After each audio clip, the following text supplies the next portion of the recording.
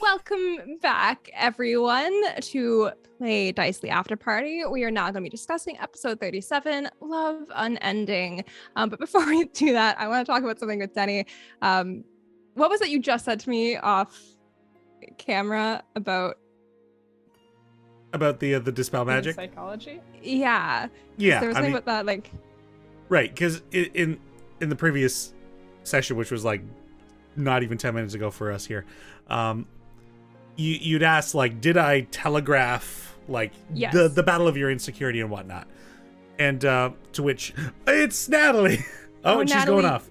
Oh, she's going off on a rant, but we're Natalie, muted. we can't hear you. We don't know what you said. Oh no, we can't hear her. She doesn't know how to operate the mute button. Oh, what is happening? What has she done? She's got Hi, some Natalie. good Murder Adam. Okay. Oh no. Oh, okay. Goodbye. Oh, Oh, caught on camera. A short-lived marriage. This is so sad. well, We I will think we can submit count that this as a to evidence. confession. If Adam Yeah. disappears, You were so Yeah, crazy if about Adam it. is murdered, we Yeah. have it on tape.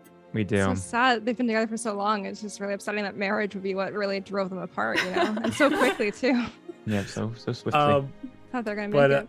It going was back- specifically about the concept of like how like sometimes like I put something forward and you're like, yes, perfect, like that, and it worked out well, that kind of thing. Yeah. When we originally, like, when you first dropped on me, like, what Reynard was, like, how he was this fox thing, and I was like, oh my god, like, you're like, oh, I already had this planned, and I was like, when we were doing our session 0 conversation, and you asked me to like improvise like a happy memory, and I mentioned a fox, and you were like, oh, that just worked out. You had such a little reaction to that infuriated me. I'm like, how did that blow your mind that like that just like that in particular worked out so perfectly? Like that pisses me off to this day. I'm like, why was that not bigger to you? Like, you know, If I don't know what to say to that. yeah. I take the happy accidents where they happen, and I Yes. save my excitement for the things I really have to think about, I guess. So that way, when I have to put effort in and I'm excited, I can at least hope then that the effort was worth it. Okay, But if it that happens makes by sense. mistake and you're already like super stoked about it, I'm like, it's effortless, and I'm so glad you're having a great time. Fascinating. I don't know. There's just something about like, it's like when everyone who like works together or something like, or like our good friends like show up in the same shirt, you know, it's like that kind of like mind meld situation. I'm like, the fact that fucking happened before the campaign even started, like I just thought it was such a cool fucking testament to our friendship. But I'll try to do something more exciting for you next time. I'm sorry. It wasn't that I wasn't excited. It was just I was reserving it for creative. If I get excited, I'll get tired. And then if I get tired, I won't be able to create. I get it. Welcome back, Adam. Sorry to hear about your divorce and impending murder. We really thought you guys had something good going, but Yeah, it's gonna be rough. yeah, for sure. Anyway, I guess we'll just move on from that because there's nothing that can be done ultimately, which is so sad and tragic. But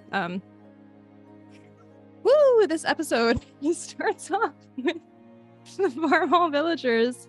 Oh my god, she messaged me on Facebook. We better continue. Oh my god, what is happening? Okay, the Farmhall villagers just regained their movement, and then I had to explain to them what happened. It was a hard conversation for me to like try and figure out like how to start even, because I was like, I don't know how the fuck to like explain this all to them. But everyone, we have a nice big group hug, which was so fucking adorable. And then all the non-family people left, and then I told them all what happened and began to broach the subject of who Reynard was with my father. And I will start off with the questions. So, Christy, this of course was a very big Christy-centric, Nell-centric episode. No, I think it's about me. No, yeah, okay. Well, you said it. So, how did... Well, actually, and this question is partly geared toward you as the player and also toward Nell, but how did you feel with all of, like, that situation, having to face your family, like you said in the last session, this was kind of your big despair between sessions. Did Nell have a particular idea in her head of how everyone's reactions would play out? And what was it like to finally interact with Nell's village and family, aside from Finn, who we've already encountered, after collaboratively having put so much thought into Varmhall? Oh boy. In terms of how I/Nell felt, I didn't have any expectations. So as I mentioned a couple times, I think off camera, I didn't intend for this to be such a thing for you to have to deal with when I was making up this like backstory, because on my mind I was like, it's just not gonna, like, for a reason, like, we're not gonna, he just had to play them all. Like, I just wasn't thinking about it, because it was like truly just like comes from, like, I personally don't come from a big family, and like, you know, you live in the fantasy world, so you play out the fantasy that you want. So that was like why.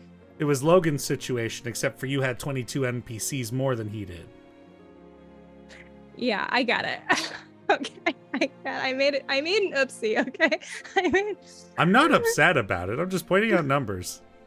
I get it. No, yeah. Okay, so I made this huge family, and then I forced Teni to play them all. And so yeah, to start off, I had absolutely no like thoughts in my head of how it was going to go, because again, we're playing up my fantasy family, where my real life family, we don't have a confrontation. We don't talk to each other about important things. So I was like, I don't actually know how these conversations go, because I haven't had to have one. So that was, I guess, I was fully blank slate going into it, which perhaps was not a terrible thing, because I didn't really have any expectations. But it also made it so much harder to figure out where to start with the conversation. I'm like, how do I rally everyone into like paying attention to me? And like, how do I like best distill this information without, because I thought they were gonna be more upset about everything. Like, I thought it was gonna be a lot more jarring than it ended up seeming like it was.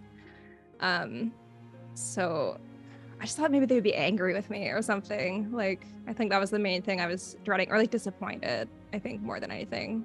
But instead you met me with just a force of love, which was overwhelming and really sweet. So, and to finally interact with them, like after that initial conversation where I was terrified, it was just the whole episode, I was just doing this. Because it just made me so happy. Like, this thing's been in my mind for so long, and then like to hand you the reins was so freeing. And I knew you were gonna do an amazing job, because like when you played Finn, it was perfect. Like, it was exactly how I had imagined him, and I was like, well, he's got it covered for all my other NPCs. So he did one. What's another 22, right? Fantastic. Yeah, I mean it was an interesting thing for me to try and figure out what that reaction was going to be too. And I'm like, considering what their experience on their side was, it really just felt like a blip. So it's like, why would they care too much if 2 months passed, if, you know, they're just going to go have dinner? Like, as long as everything was okay, you know, and everyone's like, we good? Okay, we're good. I don't feel bad. I guess we're good. Yeah. It's such an interesting thing too, because you and I have discussed in the past before of like how Nell's story is kind of like what is the word? A metaphor, I guess, for like kind of like someone, you know, like with like mental health story and things like that. And it's kind of, this really plays out how like my real life anxiety plays out, where I'm like, oh my God, I have this situation, I'm dreading it. Like, it is going to go, like, I don't even have any thought in my mind of like what's going to happen. I just know it's gonna be bad. Like, everything's going to go wrong. It's going to go bad. This person's going to hate me. They're going to yell at me, whatever. And then I talk to them and like, it's literally so fine. Like nothing goes wrong. And so that felt very on the nose playing that out, where it's like, I've been dreading this in game for 2 months. And so, you know, it's just going to be everything, like all the terrible stuff I imagined. And then it just wasn't. And I'm like, huh, right. Interesting. Weird. So, well, and follow-up question, what was your favorite thing about Nell returning home? I think like out of character, it was just seeing all of it, like, well, seeing, but like just experiencing all of it like as Nell, because again, it was in my head for so long. So it truly felt so alive while we were there. Like everything was like, yeah, that's right. Like that's how I've been picturing it. Like this, I don't know. It felt so cozy, I guess. Yeah, for Nell though, I guess it was just like being able to finally have those conversations that she was dreading, and then realizing like maybe like she doesn't have to worry about that sort of stuff anymore, and like coming into that new kind of part of herself, I think. Yeah. That's it. Oh, do I have to talk more? To everyone else, what was it like being an observer to all of this? What are your impressions of Nell's home and its residents? Your family's awesome. I'm slightly biased. You mean my home and the trespassers? Yikes. Good one, displaced citizen. Fucking colonizers, am I right? I know. No, I quite like Farm Hall. I think it's really, really cozy, and like I love the warmth of everyone there. Yeah, I like how much thought has obviously gone into all of this. It's very cool to see, like, because I know how much you've been thinking about this and how much the two of you have been working on it, so it's very fun to finally see it happen. And now, Yeah. I'm also going to point out, and of course, everybody who watched the episode would know this, but Adam wasn't able to make that. However, he has informed us that he's watched the episode.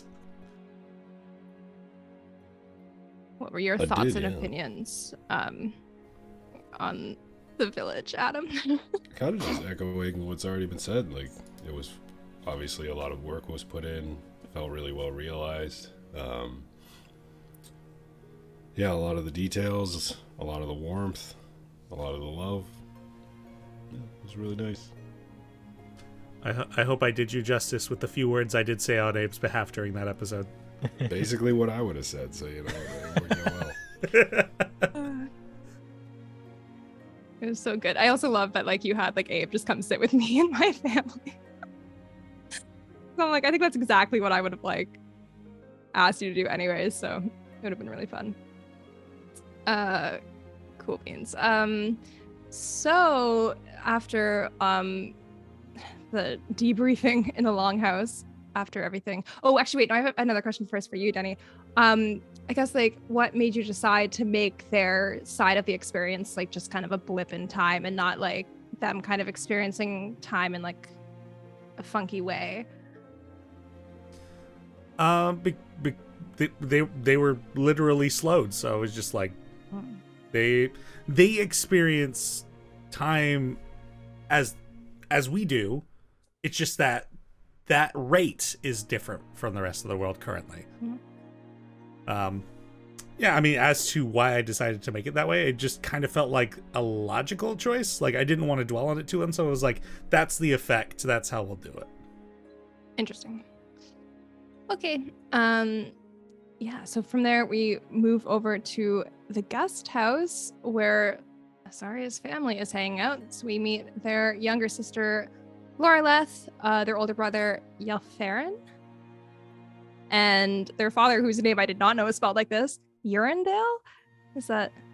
It's more pronounced like Urendale from what I understand. Urendale, my bad.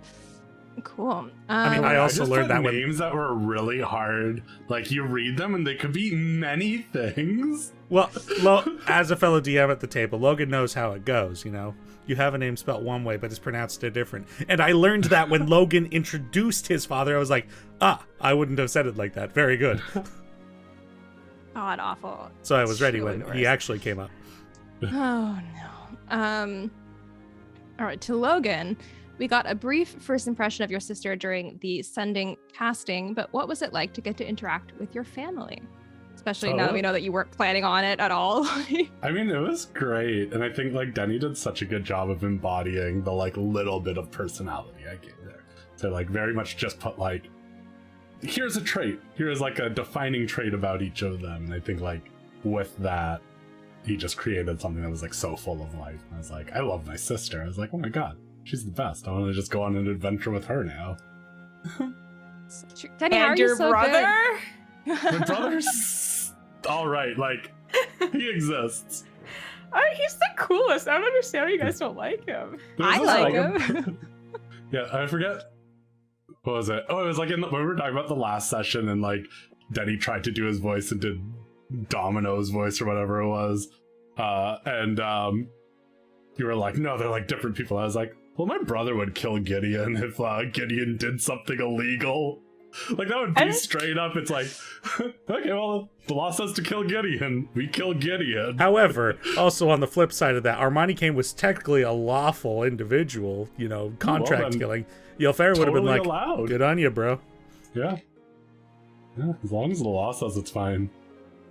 He's all on board with it.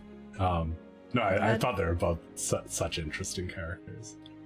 Just a new rare pair for us to ship. I don't think anyone else other than Dallas knows what that is, but Domino and Ylfair.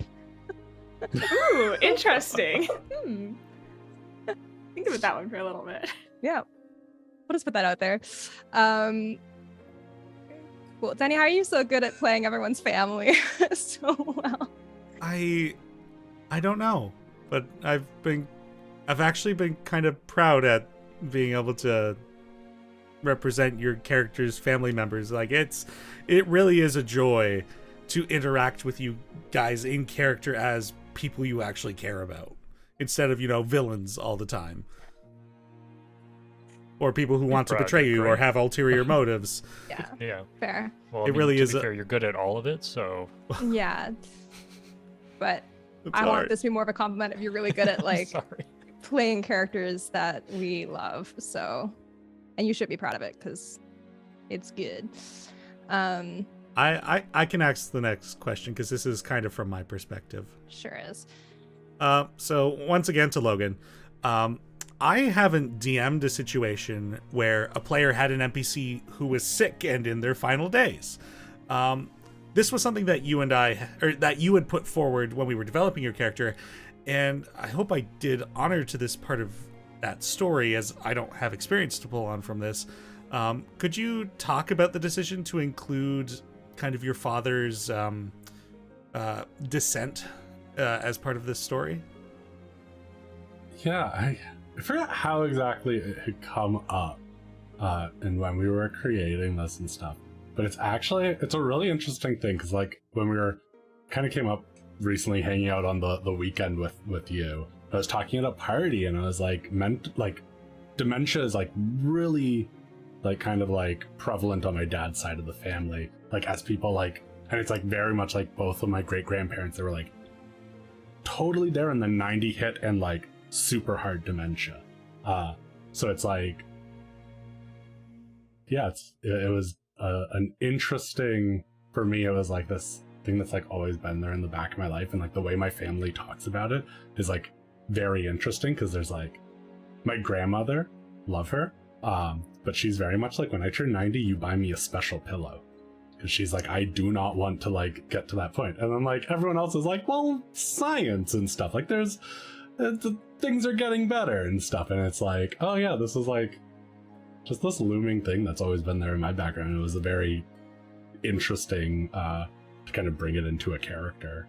I think you did a great job with it, and I think, yeah, there was like, as someone who has like dealt with like their my great grandparents having dementia, and like I had like a similar struggle talking with my father in game as I did with like my great grandfather when he was still around, where I was like, I don't know what to say to you, because you've gotten into like this cycle of like repeating the same thing, or like you're just not aware of what's actually around you right now.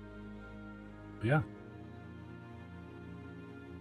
Yeah, and after you told me that, I was like, holy crap, I feel like I really could have messed up by role-playing this in a way. So I'm glad you had a lot of trust in me to do that, at least with respect, trying that story element. Yeah, so thank you for that opportunity and that trust. Oh yeah, and like that's like I would not have, if I did not think that like you would have handled it well and stuff, this would not have been something I would have brought up. But like as a DM, like I'm very like confident in like your ability to like navigate these things like with like the care they need. Well, thank you. I second that. Well, it feels brutal to move on to the next thing, but after Zarya has a sit-in with their father, they rejoin their siblings and the party, and a discussion is had about how Varmhall had once been home of the Druids. There was also talk of how Azaria's mother had once occupied the spot that is now Varmhall's source of water. As when she had been there, she had been a font of life. Even in her absence, her legacy seems to be still giving that. Whoops! Wow, I can't read it all. Seems to still be that of life-giving. Wow, that was really rough. And then I'll follow up with a question for both Logan and Christy. How do your characters feel about the situation of Varmhall being a home atop a home?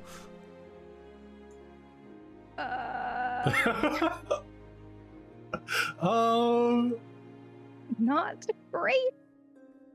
Yeah, I think I am like I definitely when we like the first time this was ever brought up, I think Azaria was like there was like a lot more bitterness to it, and like getting to know Nell and like having interacted with her brother before and stuff and seeing the type of people that are here, like I think they've warmed up to this idea. But I think there's always like, and it comes up later in the session, there's like a moment where I'm told like, oh, we don't want you to do this thing, and I was like, you don't get to tell me to do that. Like you are this no.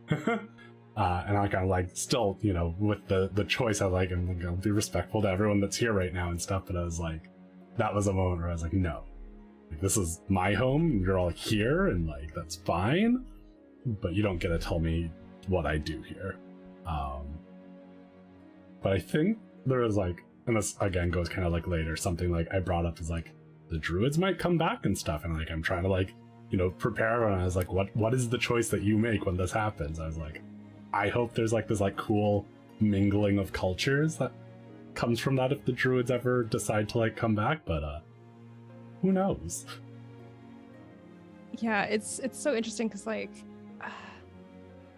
on what you just said, like I think that very much would be what happens, and no one would be opposed to that because that already is kind of like how I went in designing this community. Was I'm like, it's like a hodgepodge. Like that's why like I took for my feet and flaw thing, that's why I took linguist, because I'm like, oh, I have like there's so many different cultures here, like I just know all these languages because I grew up with these people.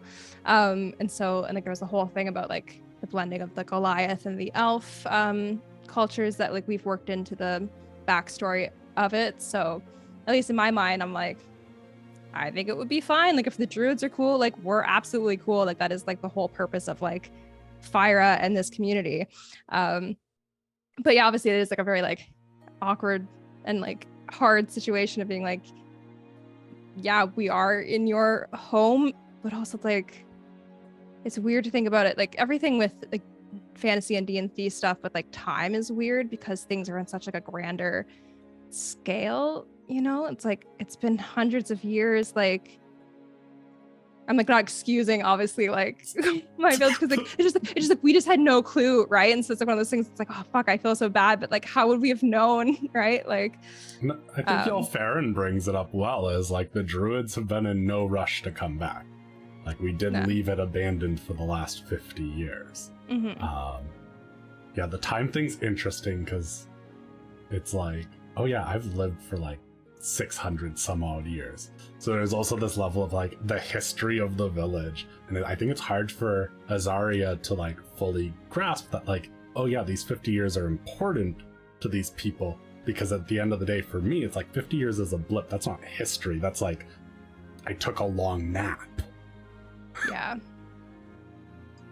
it's one of those things. Like I think there's a lot of different like media things that I've seen this kind of like touched on briefly, but the one that comes to mind, Logan, you would know what I'm talking about. But like in Dragon Age Inquisition, like the whole thing with like, Teni, you probably should listen, but like the whole thing with Solus and like him being like, I know better than you because like you're just like grasping at the straw of what you think is actually like our history and you don't know any of it. But it's like, well, why don't you like help them? Like, why don't you help like teach, right? Not I'm like a nicer Solus. That's what we're getting from this, with a lot less magic. Yeah. because and then it's one of those things too, is like me as a player, I'm like, oh, I feel like I need to tread so lightly because I'm like, I am a white player. Like talking about how like my village essentially like took over your home. I'm like, that feels not good. And that's something like there I is a considered. certain comedy about this whole thing where it's like you got an indigenous DM who set up this situation. It's like fight over this land. Like it is a very bizarre situation to be in for sure. Yeah, so it's like I'm trying my best to do it justice and not be like, well, but I know I think like it works out like in terms of just the nature of what we've developed here, of it being like our whole thing is accepting. So yeah, I think it's a very interesting like conflict and discussion to have.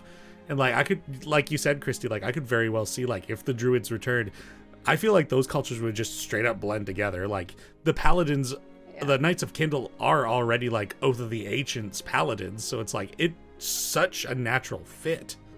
Yeah, I think it would be really, really interesting, and I would actually honestly love to see that, because I just think it would be so cool to see what that could become, and such a fascinating like thing for like the epilogue, perhaps. Guess we'll see. I don't know. But yeah, that's that for me. Oh, to Logan, what do you think your siblings' stances are on this situation? I think at least when we started the session, my sister was like very much how Rio was like at the beginning of the campaign. Like there's a bitterness to this like situation, whereas I think Yelfaren's just very practical about it, being like, well, you know, you haven't come back. You know, I've been in a rush to, like, at least it's getting used. Yeah. So yeah, I think he's totally fine with it. And I think as the session went on, at least from what I could gather of my sister, I was like, oh yeah, she's like warming up to this idea. I imagine if I had created a less wholesome village, what this conversation would be like. I feel like if you created a less wholesome village, this would be a very hostile session that had just happened. Oh yeah, for sure. And I would have absolutely swam to the bottom of that hole a second time. Yeah. I also would have hoped, like, I don't have any like desire to do that really, like with the story I was trying to tell, but I hope Teni wouldn't have put me in that situation. Like, oh, you made a shithead village? Have fun dealing with colonization, motherfucker. Like, okay. I'm sorry. Oh, Jesus.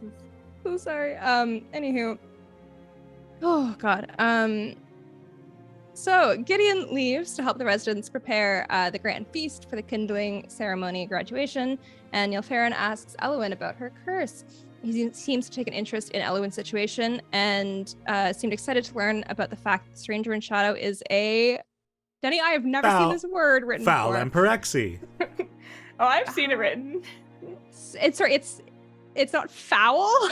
Like, that's how I was. That foul, yeah. Oh my God. Okay, sure. To everyone, what are your impressions of Azaria's family? I like that they're two very different people. One, the very bubbly and friendly, and the other one just pure pragmatism. And it's just nice to see, like, I like that Azaria is kind of like in the middle. It's very interesting to me. Yeah, they're nice. I like them. Brothers getting a bad rap for no reason. I'm just saying. I think the brother's cool. Hear me out. Until he's pro slaughtering Balesville because they're doing illegal things. I mean, I'm not gonna. I'm not kidding. I mean, hey, Ryan's like, kill it with fire. He's not the right idea. Purge them in holy flame. Someone call the Imperium. Oh God. Oh man. Whatever's going on in Balesville is some bad stuff. Aliens and stuff. Definitely. Space. I personally find it really interesting that, like, myself, Logan, and Anthony as of so far have like all come up with like very similar like character types for our siblings. Like between like Vesta, Ylfaren, and Boz, like they're all like very similar, kind of like that very like stern and like, but like in different ways. Like we've all like painted them with our own brushes, which is kind of cool. Sibling party. We need a sibling one shot. Oh. Oh my I will god. happily Sorry, play Abe Boz and as Gideon. sibling one shot. Sorry, I Maybe we don't know. Maybe Pascal's had a long lost sister brother. Don't worry, sibling we can situation. carry around one of the corpses of Gideon's siblings with us. There we And I'll go. just let Adam use charity. There you Perfect. go. There you go. there you go. I'll be Is that a a hint, Teni? I'll be a body not found Sorry. dead person. So Adam gets to play a level what, Oh, it is 19 wizard. Perhaps Okay, I'll cool. Use a wish for something. Look, Boz is pretty Okay, strong. cool. I sure wish I had a martini right now. Oh, I do. Wow. What a wish to make. Yeah, I like Zarya's siblings. I still don't trust Ylfaren, but You don't trust him. He says everything he thinks. it's true. I did roll a natural 20 on insight on him, so There's Yeah. nothing to not trust. That's what I like He is about him. Probably the most trustworthy character we've met. Because he is just honest to a fault. I'm just gonna hop in with the next question because it's relevant to this, Logan. Are you surprised that so many of the other players like really like Ylfaren, who you've described as a bit much and not want to express emotion? I think so. I think when I wrote him, I didn't expect anyone to like him. Even I love him. Like, what Teni has done with this character, I was like, I love this character. And I had brought up was, I think like when a few of us were hanging out, was that like, I'd had the idea when like Rhea had died of like, if I just let them die, then both of the siblings would come for the book. And the party would have to decide who would join, who they'd give the book to, and they would continue. And I'm realizing now that I'd probably be playing Ylfaren right now. I'm not mad about it. I mean, I'd be sad about Rio not being here, but that would be really funny. Especially like it'd be so fun having that with like Elowen's like current, like everyone having like their like really like traumatic breakdowns for Ylfaren to be like, look, here's Truly, the- I think that's what I like about him. yeah, be like, look, I think let's we just need stop that. beating around the bush. Like, Ellen, you need to get your shit together. That's not helping. Get Yeah, up, he get would on the tell you what wagon. to do. We're gonna keep moving. Okay. Honestly, I think that's helpful. I think I need more of that. There you go, guys. That's how you fix Ellen. I mean, I started it with the whole like calling her out thing after the conversation with Valen. And she so- described that as a pivotal point. That's true. It's true. That was All a right. turning point in this campaign. I will continue to be a little mean. gotta stop being nice to Elowen, I guess. Yeah. Now, Elowen's love language is to be put on spot. No. Oh my God, she's an helps. emotional masochist. Yeah, I've been on the Oh. phone with the for Dallas. Oh God. Yeah, so the party and Lorelith make their way down to the life spring, where Zarya intends to swim to the bottom of the pool. I of course point out that no one has dived into the pool because it's just kind of our drinking water, so we're not really swimming in it. But you gear up with magic and telepathic link with Elowen and dive the fuck in, which was haunting when we found it.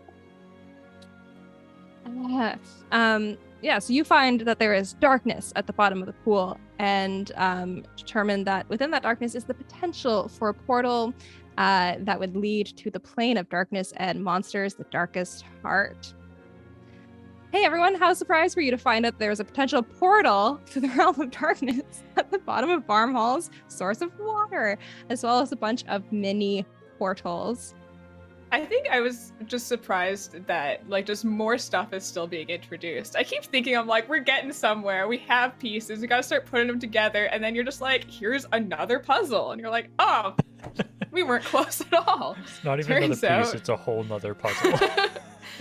The world is alive. Yeah, Yeah, I was Danny gonna say, just- like, having played in the last campaign, I'm like, oh, Teni put so many things there, and it's what we decide to latch onto. So there's part of me that's like, maybe this will be, like, direly important to, like, us right now, or maybe this is something for a future adventure in this setting that people will deal with this thing. But part of me does think my mom is down there, and I will break that portal to find my mom. I have theories about this. Yeah. This is where my tinfoil hat theory comes in. Do you want to don that Yeah, hat are right you now? putting Let on us our know. hat? Yeah. Our Let's next don question. hats. Our next Let's don question is hats. about that, so I'm just gonna fill it in. Actually, wait, no, you go first, and then I'll solve the next part. Okay. I have very little to base this theory on, but I have a theory. On a plane ride, Teni and I discussed the idea of portals. And we were talking about how there are obvious portals, like the portal that goes to the Wilder near Small Keep. But he also mentioned that there are sometimes portals that you're not so aware of that exist. And ever since he said that, my brain in the back of my mind had been like, that forest that I walked into. That forest got real weird real quick when I walked in there. Did I go through a portal? And now we found a portal of a bubbling void at the bottom of this pool, and I'm starting to get concerned that these are all the same place. And as such, we're not going to go through that portal because I'm very afraid of it. And I don't think that's a good idea at all, actually. So I'll be holding on to my doll. Thank you very much. We're not going through that portal. It's We nice have to know I've arrived. been listened to. That's such a relief to hear, honestly. I can That's a good theory. contribute a tinfoil theory if you'd like. Attach a second tinfoil hat. Okie tinier dokie. A tinier hat. So, this is a big hat. All right, you need a colossal 50-gallon Tinfoil hood. hat. Yeah, Doug Dimmy Domes. So, Big hat. tree is in lake, which has, or in puddle that has portal in it leading to other plane. Tree disappears. Tree made Azaria. Azaria has void. Tree got void energy from somewhere. Stranger, probably void related. Is it making a deal of some kind? I don't know. Maybe Azaria's mom made a deal with the stranger. Oh, no, don't say that. Don't say I that. was like, my thought is that my mom drew the void energy from, like, underneath Yeah. her. Yeah. I should But, say but she that was there to, like, keep that at bay. Like, that's Yeah. why she was over the spot. Yes. I should that also was my mention theory that this too. tinfoil hat theory was actually brought to you by Ryan and Logan because we had a little mini chat about this after the session. Nice. So Interesting. this is the one big tinfoil hat theory for you. I do really like that. Like, I do think that there's a chance, like, yeah, the forest isn't what it seems, because that seems like Especially if it's the anti-Wilder, as Teni kept describing it. That's really Yeah. concerning. Yeah, Mhm. definitely. And especially too, like, I'm reading this a little bit kind of like our version of Shadowfell, where it's like everything has like a dark opposite. And so I'm like thinking to myself, I'm like, oh, if we go through this portal, like I imagine like your mother's tree is just like on the other side, kind of, like it's just. But yeah, the fact that maybe she also made a deal with the stranger. I hate that idea. I like that. I mean, I don't, but my brain is like, ooh, interesting. It's all coming together, perhaps. I like making deals with strange things. That's a fun concept. I promise you it isn't. Gideon's a gambling man. Sometimes. Oh God. Okay. While we're on the subject of theories, what do you think of the theories about good people living in the grove, preventing the pool from coming a portal to Darkest Heart, and The theory that I suggested about bringing evil objects. You were into the pool? one that put this Oh, forward. was that your idea? Oops, was I? Yeah. I reviewed the footage and I was like, it was Nell? Yeah. Because I was like, because then Loreleth goes into like, you know, what if there can't be a portal while there's good people here? And you're like, well, what if we brought evil into the water? Wish I hadn't said that, because Boy. the moment that Dallas was like talking about like, oh, I have this doll, I was like, oh fuck me, like I really don't want you to like, because I didn't know if you were gonna go like ask first, which again, like I know it's not our place for you for like to tell you what to do, but I'm like, please don't unleash a bunch of fucking demons on my super sweet village after I just like released them from this magic. You know, one problem leaves, another problem has to fill that void. Void. No! That's just the balance of the Void. universe. As in avoid, as in let's avoid this and not do this, please. Thank you. Yeah, I don't. Well, I mean, the other problem with it right now is like I was never on board with you going down there by yourself. I don't think that's a good idea. I don't think one person should go and try to open a portal, and I don't know how we're all getting down there. Oh, Abe can come with me because he No. can breathe. No, because then No. like, hey, look, we need to be, if we're gonna be anything, let's draw on our inner Yelfarans here and be a little pragmatic, because yes, this is a mystery that does need to be solved at some point, but if it goes wrong and two people get sucked into Shadowfell, like we don't have time for that right now. But Like we're doing out of the people to send, why not the two war heroes who have battle tactics? Because if We'd the stay stranger's alive because there- we'd stay together. Yeah, really.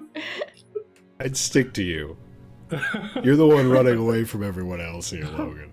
oh my god. Most of the time in combat, I just stand still. I get Ooh, you surrounded run right away. at the start. Well, you don't run away. You run towards the danger. Oh god. Okay. So sad. You've already answered this, Logan, I think, about whether or not you think there's a connection between your mother and the Darkest Heart. Absolutely. Yeah. Yeah. Which is fascinating.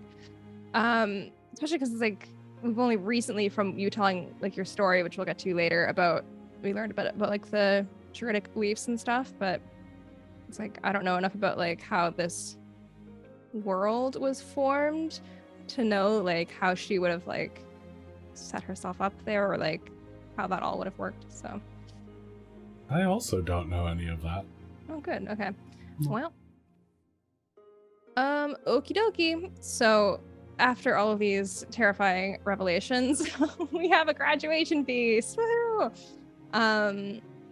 So we head back to the longhouse, and I force everyone to abide by the cultures of my home, which is that you don't sit with people like you know traditionally. Well, everyone knows each other, but you don't sit with your family. You spread out and have new conversations.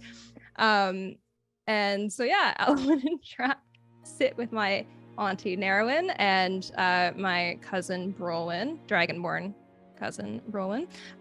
Rhea and Gideon joined the old people's table because I was like, oh, what if I manufactured a situation where Ryan has to sit at the table with Amdis? That would be really funny. And because Rhea wanted to talk to Ollie about founding of the village. And then myself and Abe go to the head table, where the new Knights of Kindle sit along with the village elders. Ryan. Congratulations on your recent palading, Abe. Yes, you two are now a Knight of Kindle. So Ryan, you finally got to flex your roleplay muscles in a character you've been interested in playing for a little while, my grandfather, Amdis. What was it like for you to have to do this conversation / roleplay as another character? It was so much fun. I love this character. I've been thinking about him for months. And I do mean months. So yeah, I don't know. I thought of a bunch of like potential like backstories for him and stuff, and I was like, I'm gonna have to like consult Christy about all of this, but it was just like, and I haven't yet, but it was just the idea of the man that I wanted to really set in stone. And I think I'm very happy with how it played out. Yeah, I drew inspiration from some like very important male figures in my life to me. And I was like, what if I could like make these three just one person? So and I was like, that's Amdus. I love this man. He's a beautiful man, big beautiful man. It's so fucking funny to me. Also, I just really thought you guys were so goddamn charming as my grandparents. I loved it. Yeah, playing off you, Teni. That was so much fun. So it was another one of those things that just made the whole thing feel so alive to me and so special too. Because like I said, like I did not really have a relationship with my grandparents past like a young age. So I'm like, I have no context for this, and it was fucking sweet as hell. So I really enjoyed that. But on that note, Ryan, why did you imprint so hard on one of my NPCs? Which obviously it comes with established lore and less flexibility in being able to make choices for his backstory instead of creating a new Goliath that would have had no restrictions set in place by another character or by another player.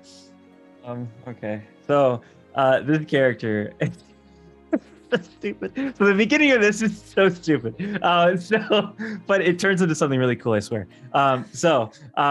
Literally my stupid ass brain, when you like sent a message with all your family members' names in it one day, it was around Christmas time. I saw the name Amdus and I was like, my brain was like, hey, that's kind of like Amadeus. That's kind of cool. And then I was like, that is kind of neat, isn't it? And then I just started thinking and I was like, who is this guy? And then you're like, that's my grandfather. I'm like, that's so badass. Let's fucking go. And then you're like, he's a Goliath. I'm like, that's so fucking cool. So I just started like thinking about Amdus, and then I just kept enjoying the thoughts I was having about him and sort of the situations that would arise from playing this character and the potential conversations I could have with Nell as this character. And I was like, this could be so much fun. And as to your question about restrictions, I have a sort of a philosophy about this. It's like, it's just about, I guess, anything really, any kind of skill or art or whatever you're doing. When restrictions are applied, the master reveals themselves. And it's, if you could do anything you want, that's great. You know, anyone can do that. But like, if you have to do a specific thing, that takes a degree of skill, right? So it's a challenge, and I like challenges. So, and Amdus was like, as short a time as I played him, it was a fun little challenge to get into that set of shoes for a bit. Yeah. I've never had this happen to me, obviously, before, 'cause why would it? But I just makes me feel very happy because I feel like I did a good job in NPC creation. Especially it validates the full like 48 hours I spent picking out all of the character names for my goddamn like retinue of NPCs. So I truly like thought about it for way too long. So I'm glad that the my efforts paid off in making a character that you thought was so cool that you became him. Absolutely. Yeah. And I hope that, you know, that the fact that I latched onto one of your NPCs maybe makes you feel a little bit more confident about your potential as a dungeon master. Everyone out here is being too nice to me about DMing. Yeah, and I mean, like, also, Ryan, like, it was fantastic playing off of you. In a way, it's like, I should have just given you more of Christy's NPCs, like, just 2 DMs fighting over all of Christy's NPCs, figuring out how we're going to divide this clan up. I should just, like, given a bunch of NPCs to everybody else. Oh my god. Treat it like one of the contest situations. Yeah. That would have been so... Oh, that would have been really interesting. I think I would have had a much harder time with that. I guess. Understandably, which is why I didn't do it. Yeah, but I mean, like, that would have been fascinating. I don't know. It's a fun experiment, I think. Yeah, for sure. I was not expecting that you were going to let me play him. Just I was sat down at that session being like, I'm not playing this man. This is not happening. I'm going to watch Teni play this man, and I'm going to be like, all right, Teni, you did a good job, buddy. Because you probably would have. So it was just like, for me, I just think like, you know, I was just, you asked that question, like, hey, Ryan, do you want to throw some Amdus in here? And I was like, yeah, of course I do. Oh yeah, let's fucking go. So I thought about it because I was like, yes, okay, cool. But I got the biggest grin on my face when you asked me that question. It was just, I was so excited. I'm glad you did. Thank you. Me too. Yeah, what else happened? Cool. So as dinner comes to an end, I return home with my family. Rhea joins their family in our guest house, and the rest of the party is set up in a recently emptied house. Upon returning home, my father tells me about how Reynard was his best friend growing up. And he tells me about how the kind of story of how he left the Wilder to come help heal after the Battle of Rollbar, and then met my mother, and then chose to stay here. And so when he went back to the Wilder to tell his parents, they did not approve. And Reynard also did not seemingly approve. And then he might have inadvertently planted a fucking omen on my father / me, which was, may your 4th child become older than your 3rd. I didn't like that one bit. Thank you very much. That's some stranger shit right there. Just saying. I mean, the words are very important. Words are very important in the Wilder, so it just felt like an amazing opportunity to just be like, something was accidentally said that had consequences. But question for you, Christy. What are your thoughts on the revelations you gained through that conversation with your father? I think to in-game Elowen's point, I actually need to ask a bit more about this because I did not. I'm like, I need to have a bit more of a conversation because I'm still not entirely like, how did I... Anyway, we'll get to that. But I don't know. It was very spooky hearing that, like, the kind of like little, like the what he said, like the omen he put on me. I was like, the hell? But I guess my main thing that I'm confused about that I need to talk about in character is like, okay, so he did that to me and it made my magic goof, but how did I have the magic in the first place? Just from my dad? I guess. I don't know.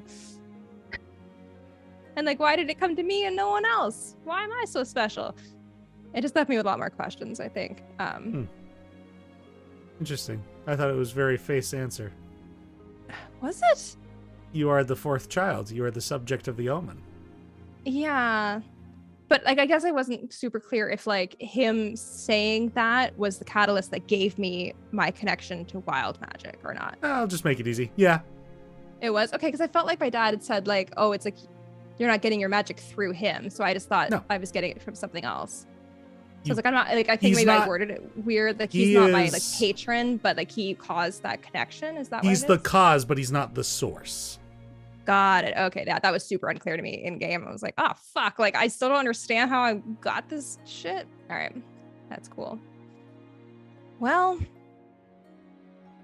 it's interesting. Now I have to. Well, now I have to think about it because I didn't realize.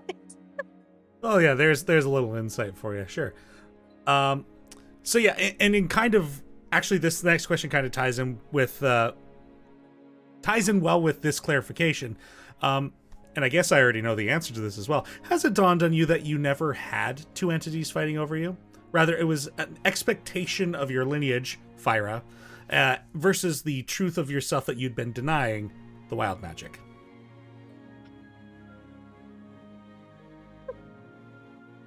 Oh my god. I saw you beginning to write this question earlier today, and the moment I saw you writing, has it dawned on you? I got up and I left and took a walk. I don't want to know what you're about to write. That's such a move. So, like, it's never a good thing when your DM's about to write, has it dawned on you? So,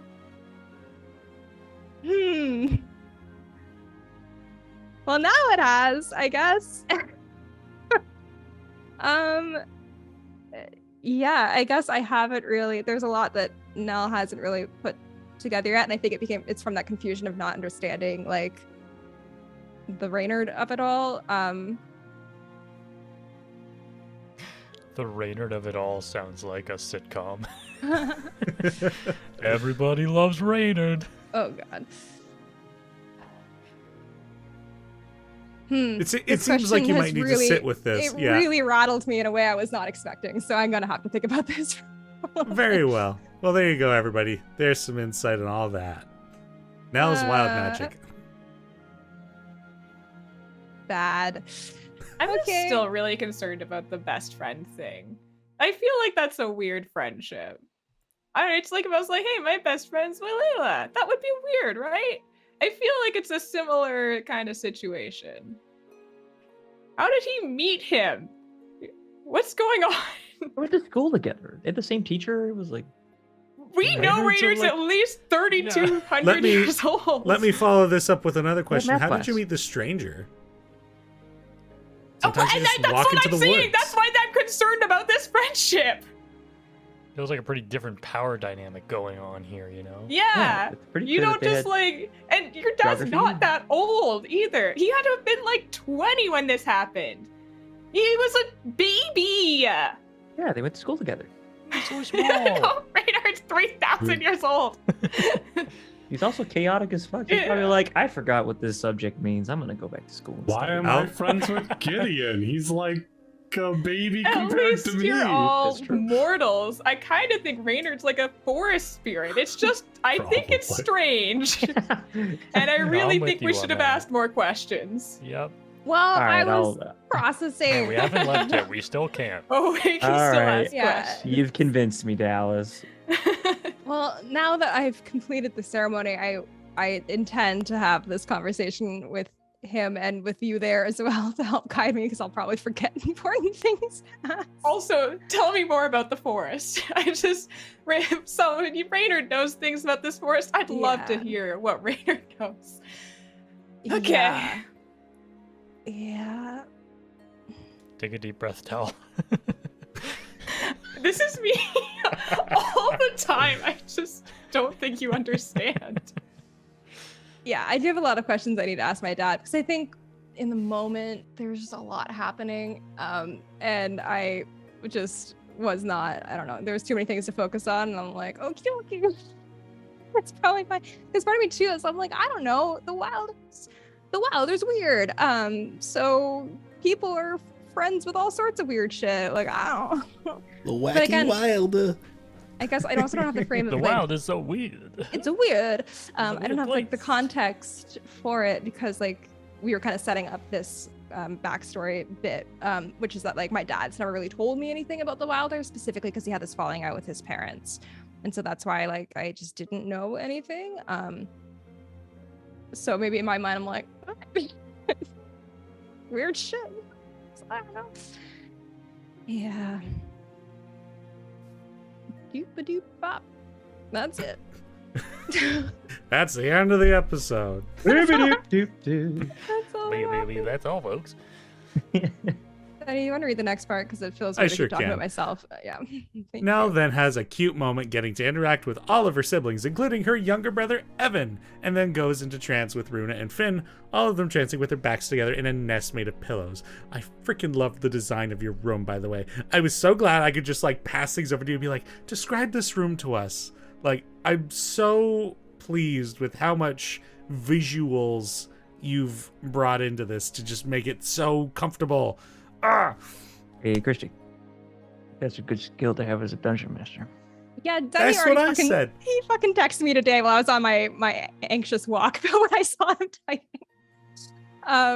Yeah, it was very sweet. Yeah, I guess like I don't know, maybe it's I think Teni, you were very nice / mean to me while we were doing this because you were using this as an exercise for me to like learn how to DM stuff, which was very sneaky, but I do appreciate it. But part of like creating the room was I kept thinking about like, well, what the fuck does a room look like for people who trance together? Like, you know, I was like, how does that work? So I was trying to like solve that, and then I ended up really liking like what it became. And those are the questions. Just an easy question like that. And it's like, bam, you have a room that, of course, that makes sense for trancing people. Oh, Yeah, it became a thing that never really came up as like a little detail that I wanted to, but like no one I guess really sees me when I'm sleeping, so why would you? But I made up this headcanon, and I'm like, oh, like Nell, when she trances, actually like sits to the end of her bed with her back against the wall in the corner of the bed to like mimic having the sensation of like leaning against her siblings because she didn't have them. Anyway. I mean, you kind of did that once when you fell asleep in Abe's room, and instead of on the bed, like sat against the bed and then fell asleep. Yes.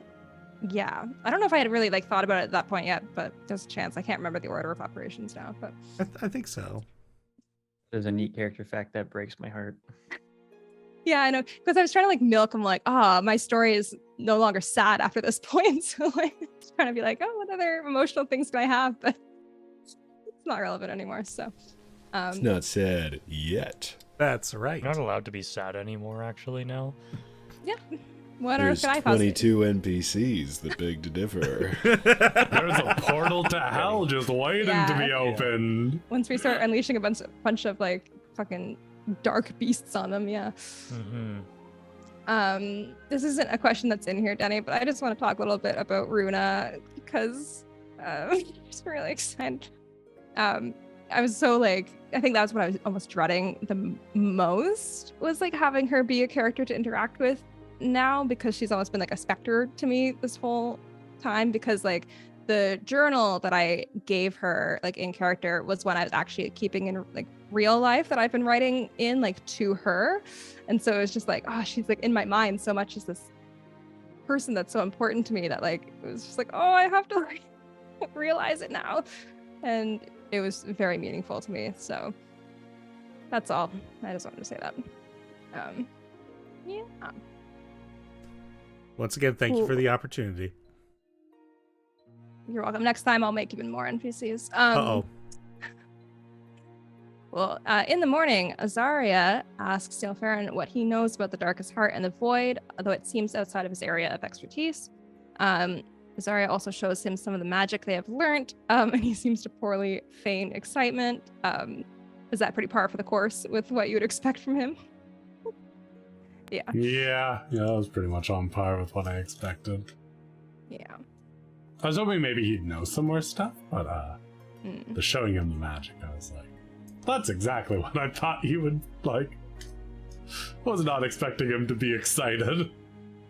Yeah, I mean, he's definitely the kind of NPC that he doesn't really get out much. Like he's told you guys, like he's been up in the Winter Court. He's probably been there for like a long time. Like spell casting is his primary focus. So he's a great magic user, but does he know much of the world? No. Also, was this another thing, Dallas, that was weird to you, that he was hanging out at the Winter Court? People Or hang was out it- at the Winter Court, right? Is that a weird thing? I felt like he brought You it up. seemed like very interested in it. Yeah. In the episode. Well, Denny and I have talked about it, and truly, I should have taken notes on that plane because I didn't fully remember. I just remember that that's a scary place. I don't think. One of these days I should do like a world building stream and just like flesh it out and put all the detail out there. Yeah, I mean, I guess it's I don't know. I know it's a dangerous place, but people are the whole Wild Earth is a dangerous place. So, well, people are places.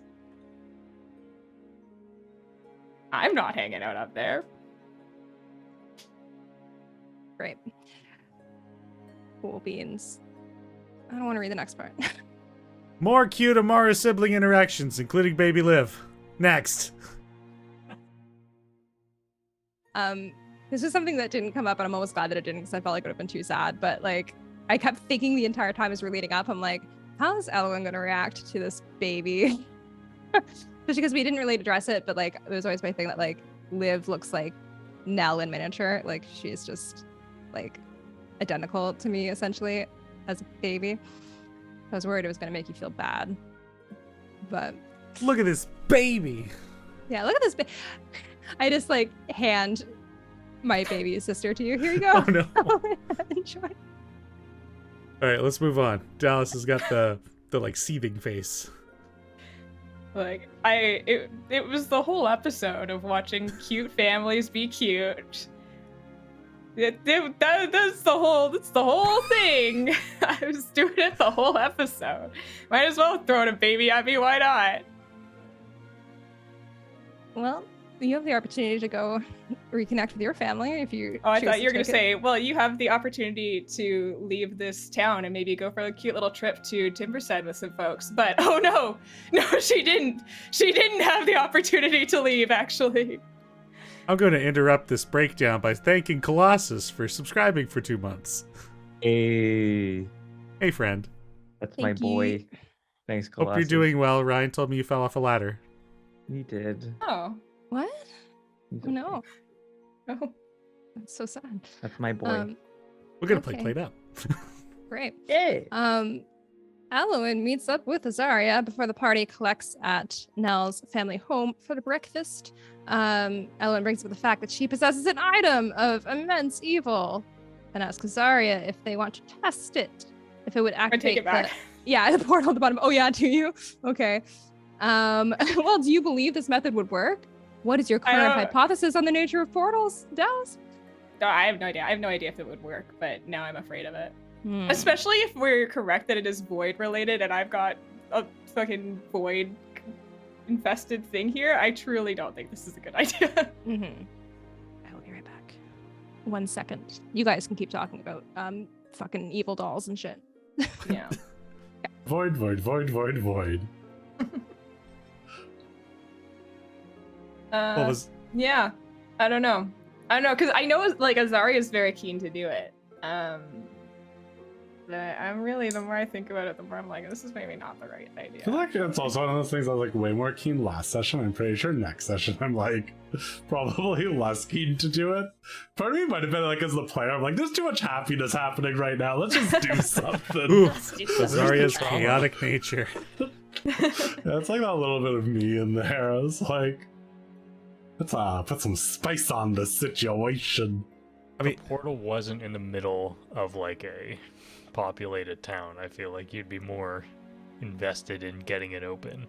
Yeah. I think it's a decent theory that we should maybe try at some point, maybe, but I think we need to figure out a little bit more about what this is and how we can all. Well, actually, I don't know if Feel I like- agree with myself. Maybe we just Yeah. never do it, actually. Maybe we never go there. Okay, we either plant a bean here or we open a demon portal. Someone's got to do one or the other. Alright. Plant the I'll take bean. bean.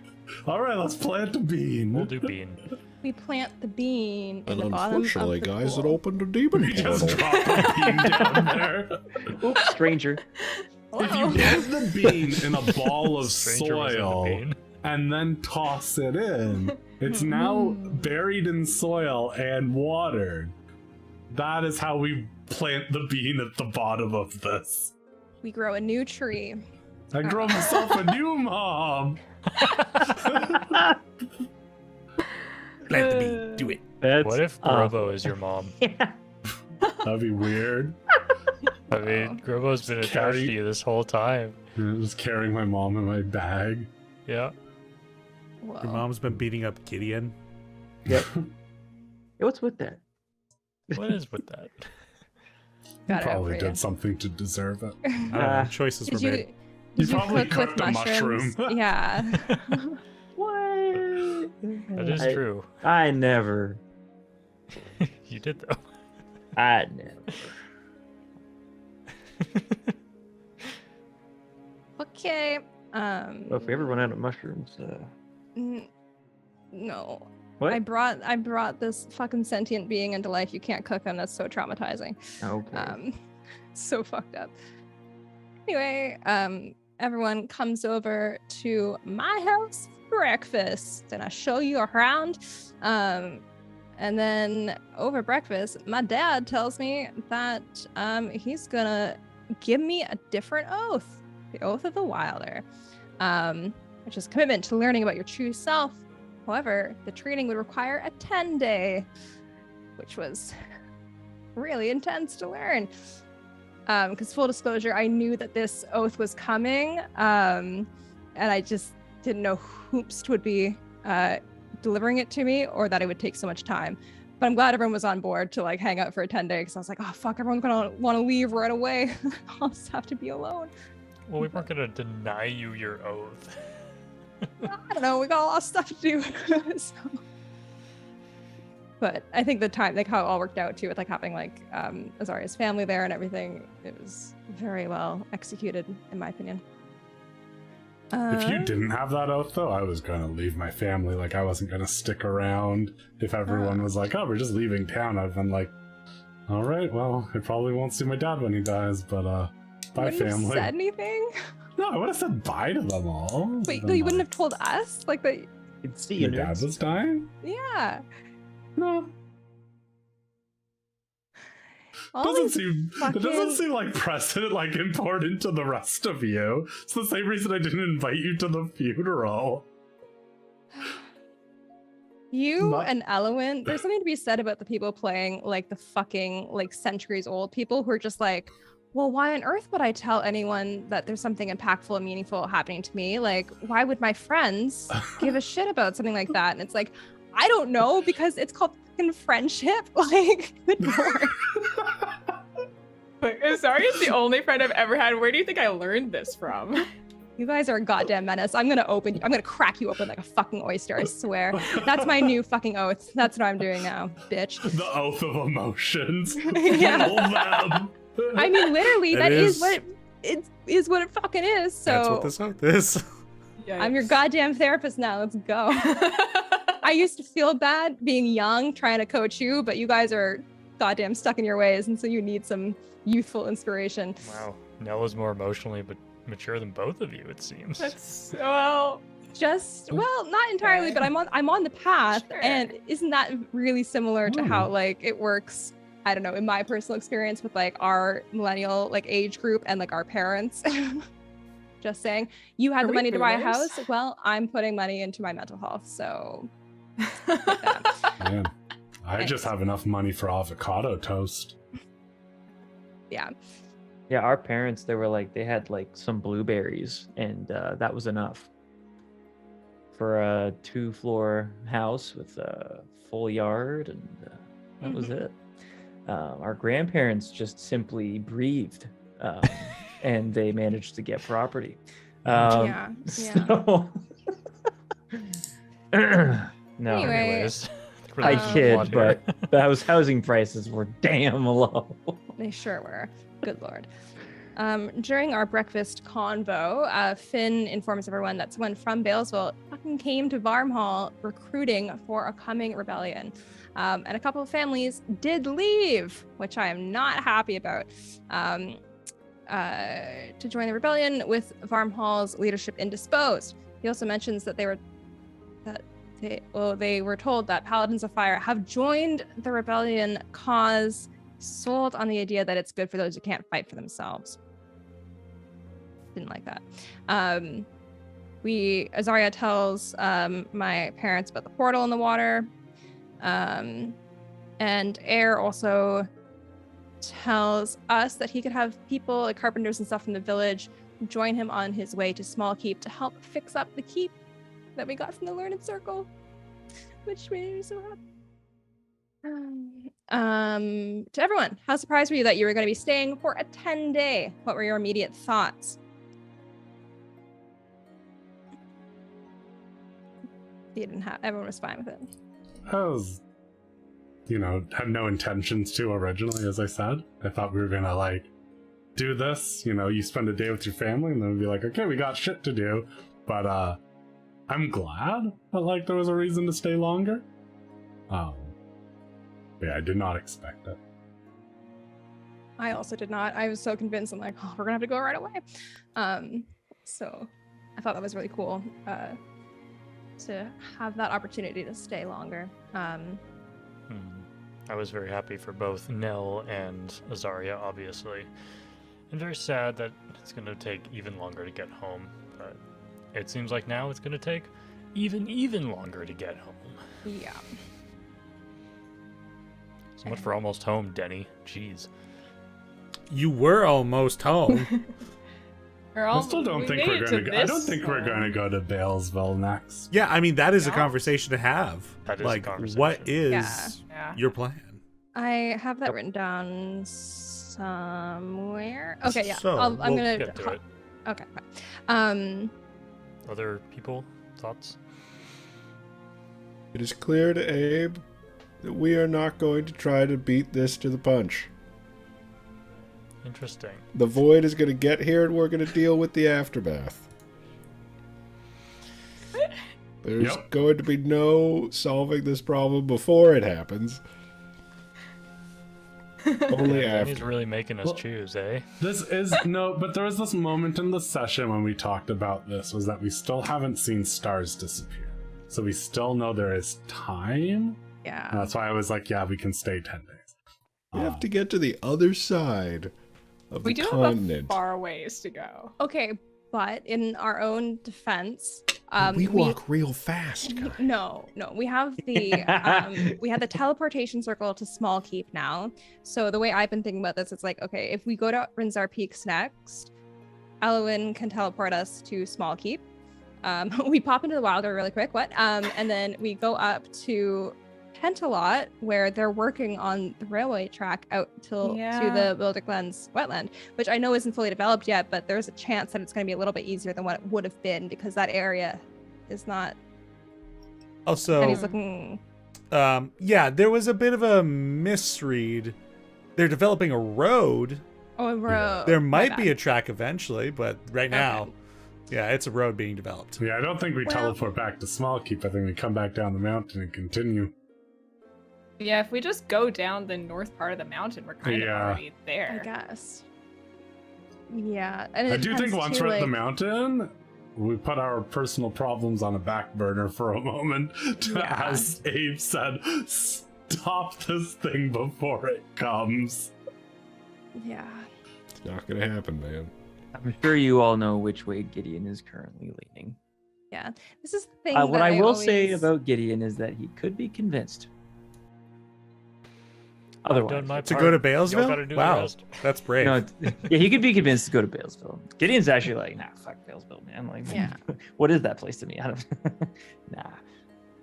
This is a very interesting thing to me that comes up with D&D stuff, because it's like similar to what's happening in our home game, where it's like I can tell like what kind of the main path I'm expected to tread is, but you have all this other stuff that's going on. You're like, I don't know how to time this out.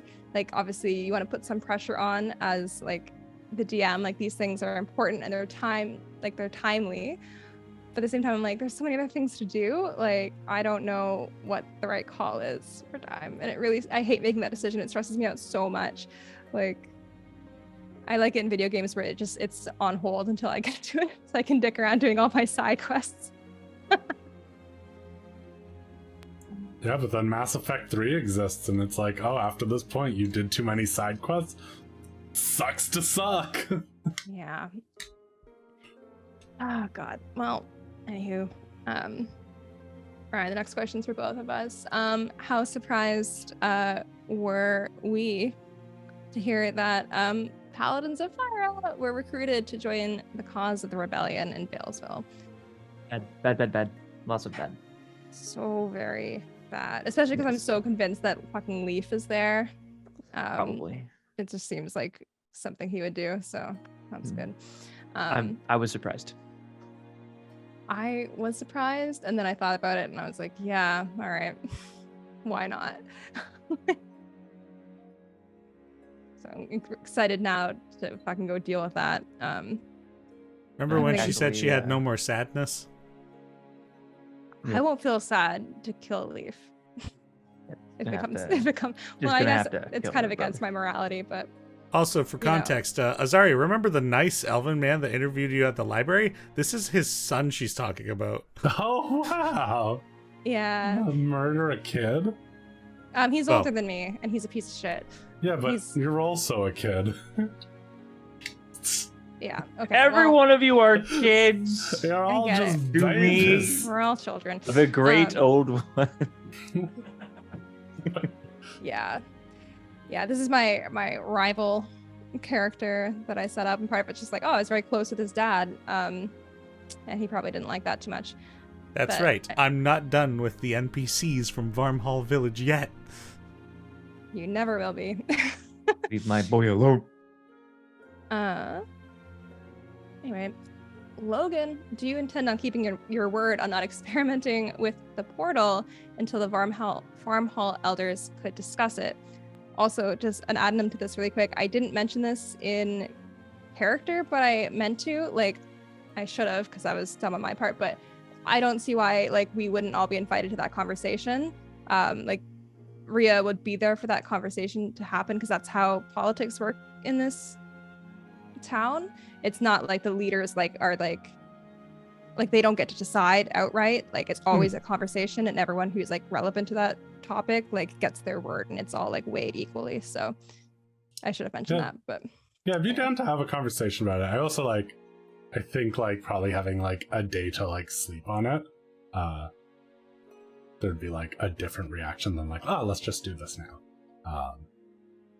I think I would keep my word on it as best as I can is probably the best way to put it.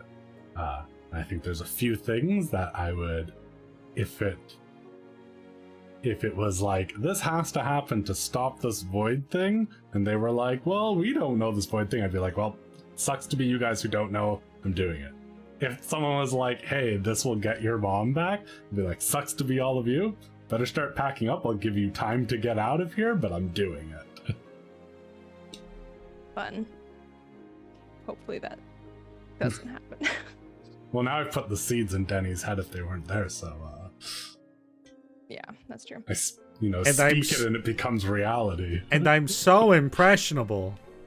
Well, would we perhaps say that is Zarya drawing a card?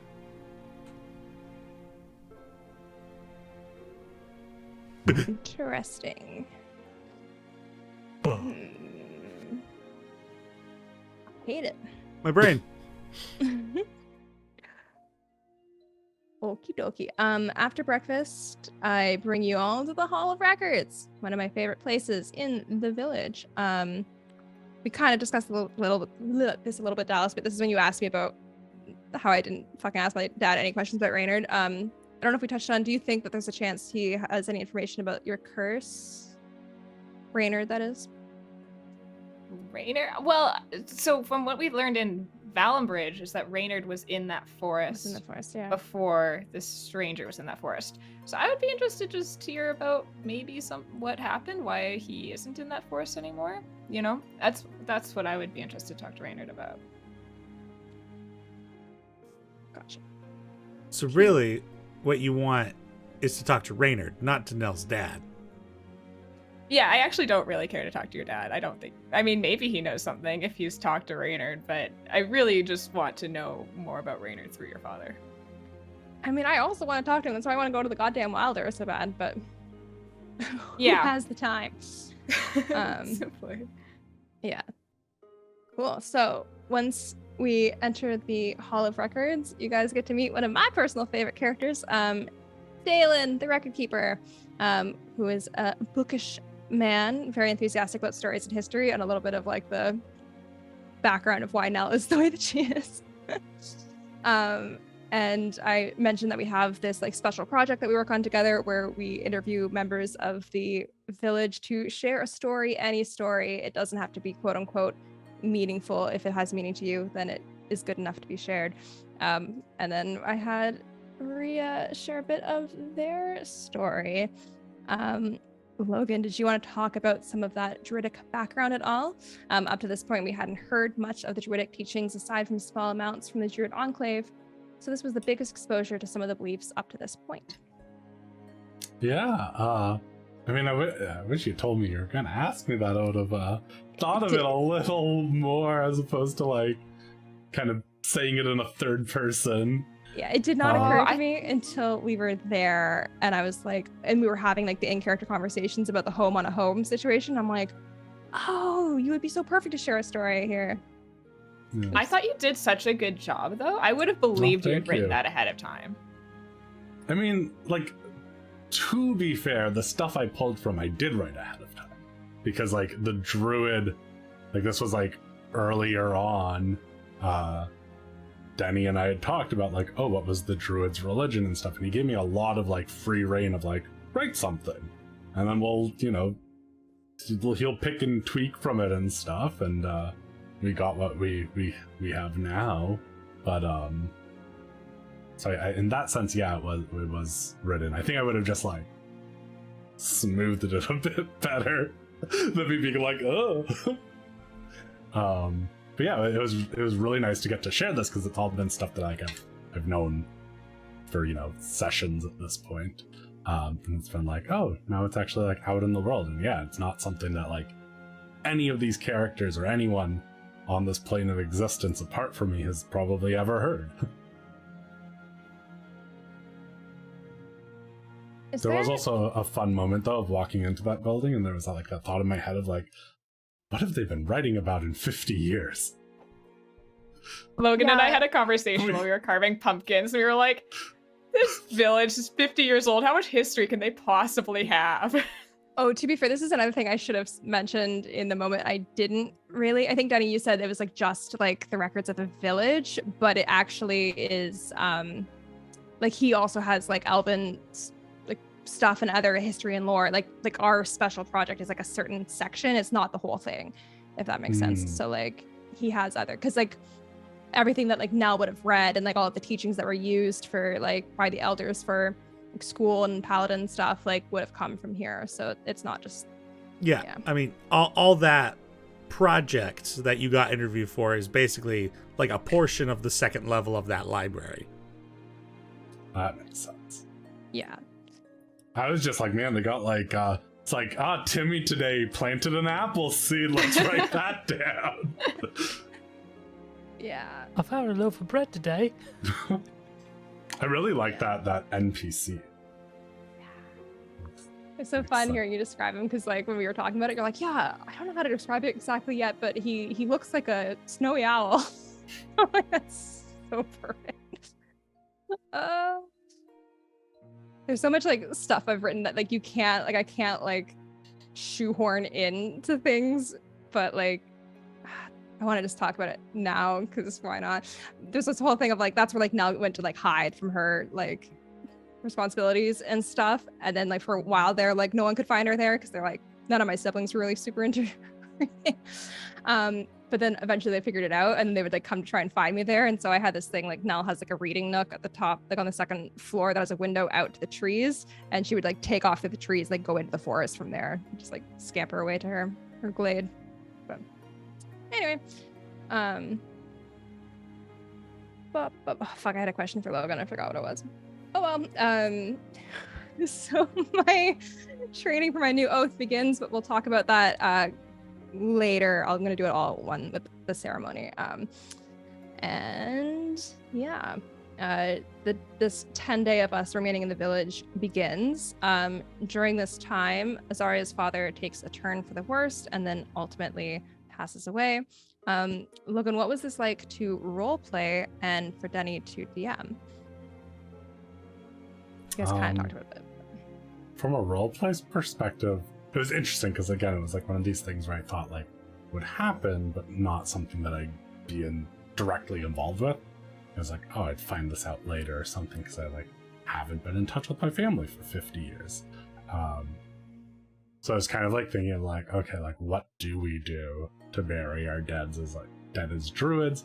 And there was this moment though, like there was this like out of character thought. I was like, oh, he keeps talking about resting under her shadow. Her shadows are darkness. What if I throw him in the water? That's where he wants to be. Stop. I thought that was going to be like a huge catalyst for you being like, I've got to get in that portal and I've got to find her before he dies. I thought that's what you were going to do, and I was very afraid of it.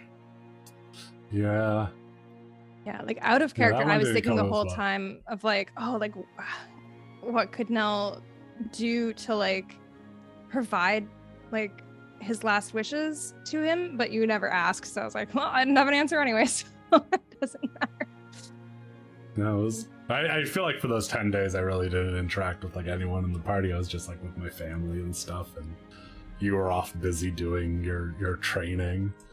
So it's just like, oh, this is just a little family matter, and you know, when we leave and you'll all be like, did you say bye to your dad? I'll be like, oh, he's dead. fucking infuriating, honestly. hate that so much. It'll be like the beginning Jesus of Christ. my therapy. How is Azaria feeling about not being able to carry out their father's final wishes, being buried under the shade of their mother? Ooh, that feels bad. Like it feels like Yeah. this thing that I had like searched for. So there was like part of Azaria's backstory and stuff was like, yeah, I came here to like find my mom.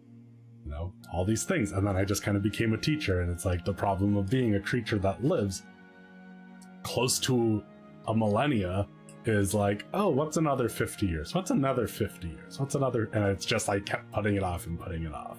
So I think, yeah, it feels a little bad because maybe if I had like gone adventuring a bit earlier, I'd started on this process before everyone showed up at Starcross, like I could have solved this with another group of people. And my mom would be there and like stuff, and you know, who knows? But Yeah. I think there's like a bit more. I imagine there's a bit more of a drive now to solve this druid problem than there is to just like be like, let's do every side thing that comes our way, like every problem along the way. Let's help every village, which had kind of been how I was like playing things before. It's like, oh, we're at a place, let's solve their problems. We've got time. I was like, nope. True. I remember what my question was for you before, Logan. Has Azaria ever like written out or shared any like history in like druidic history at all, like in their own life? Like, have you written any books or something like that, or like shared? It was like a those more stories? practical teacher, so I think like the general practice of it has been taught to the like children in Starcross. Okay. But I don't like nothing has ever come of that. None of them are now suddenly druids. Gotcha. But I've never like the only stuff that I've written is like in the tome that I have, which is mostly just like about like plants and animals and stuff and the stars. I see. Okay. And to Oh. jump in on my experience of role playing the dying father situation, it was incredibly surreal. As you guys know, like I actually like cried role playing this with Logan, and it was such a bizarre thing that I really wasn't expecting either, because like I told you guys in the last, just earlier in the stream, I was like, I wasn't even sure it was going to this surprise was going to happen here. So I hadn't really like given a lot of myself to these NPCs yet, and then on the spur it was kind of like, all right, they're here, and I think it was a bit of empathizing on my part with like, Azaria hasn't seen their father in so long, and I've just met him and he's about to pass away. I think that really hit me hard. I don't know, just a very bizarre situation for me, but I thought it was a very moving scenario. It was very sad. You're muted. Hey, Christy. Good. Nothing I said was important at all, so that's actually fine. It is interesting, I think, though, how like things like that can speak up on you, and you're like, yeah, I'm just gonna do the scene. You're like, oh God, okay. Yeah, like I've teared up in scenes plenty of times in this campaign already. Like you guys usually interacting with each other, me being like, oh, they're such good friends. But this time I was like, oh, I'm crying in the midst of trying to DM. Oh Lord. Cool. During the 10-day as well, Drac, Abe, and Gideon travel to Timberstead to meet Monty. But once they arrive, they send him a message and learn that he's actually not on his way because no one is being allowed in or out of the city. Monty also asks if possible for Gideon to come. Less so the way that his mother asked, and I think more so in the way to kind of like help Balesville. At least that's how I read it. But yeah, how did this revelation strike Gideon? Not well. When there's a cult and then your parents are in it and they want you to come home, bad. When the last person you have faith in then asks you to come home, also bad. So he was like very close to losing hope in Monty, but then Drac was like, don't give up on him yet. And he was like, fine, fine, Drac, I'll have this thing you have called hope, I guess. And he decided to hang on a little bit longer with Monty. No, Colossus. We're not letting him drink the Kool-Aid. Come drink the Kool-Aid, my boy. Fruit punch isn't even that good of a flavor. Get out of here. Hey, don't trash my fruit punch. Yeah, Adam's with me. I see that. All right. Yeah, fruit punch is the shit. That's all pretty right? top tier. I Yeah. think just all terrible. Kool-Aid Fruit sucks. punch Kool-Aid? I hate Every fruit bit punch. of Cool Punch or Kool-Aid sucks. Yeah, well, I'm just talking about fruit punch in general. I'm talking Oh. about fruit punch Yeah. in general. Fruit I Punch don't in like- general, good. I don't like it. Fruit punch in general slaps. Blech. Nah. But Kool-Aid, bottom tier drink. True that. True. One Yeah. shot, 3v3. Seekers of Sickerman divided along the fruit punch line. The Alice, fruit which punch team are bowl. you? We Oh, let's go. I'm We team are fruit due punch, my for a friends. battle royale. Just It's 4v2. Yeah. Uh-oh. what? Wait, who's the Everyone else two? loves fucking fruit punch. Christy and Anthony are the only ones who don't like Honestly, fruit that's punch. fine. We can keep each other alive pretty good.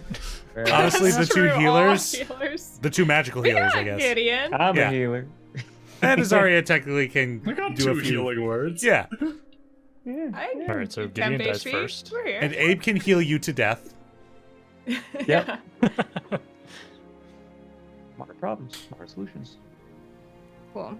I will heal you to death. I just want to say something briefly on the whole Monty thing. I really wish he told us who was keeping them, everyone in the city. Yeah, 25 That words. is such an important detail that we do not know as a group right now. If Yeah. Oh, only we should. Adam oh. was there for boy time too. Oh. He could have been the voice of reason.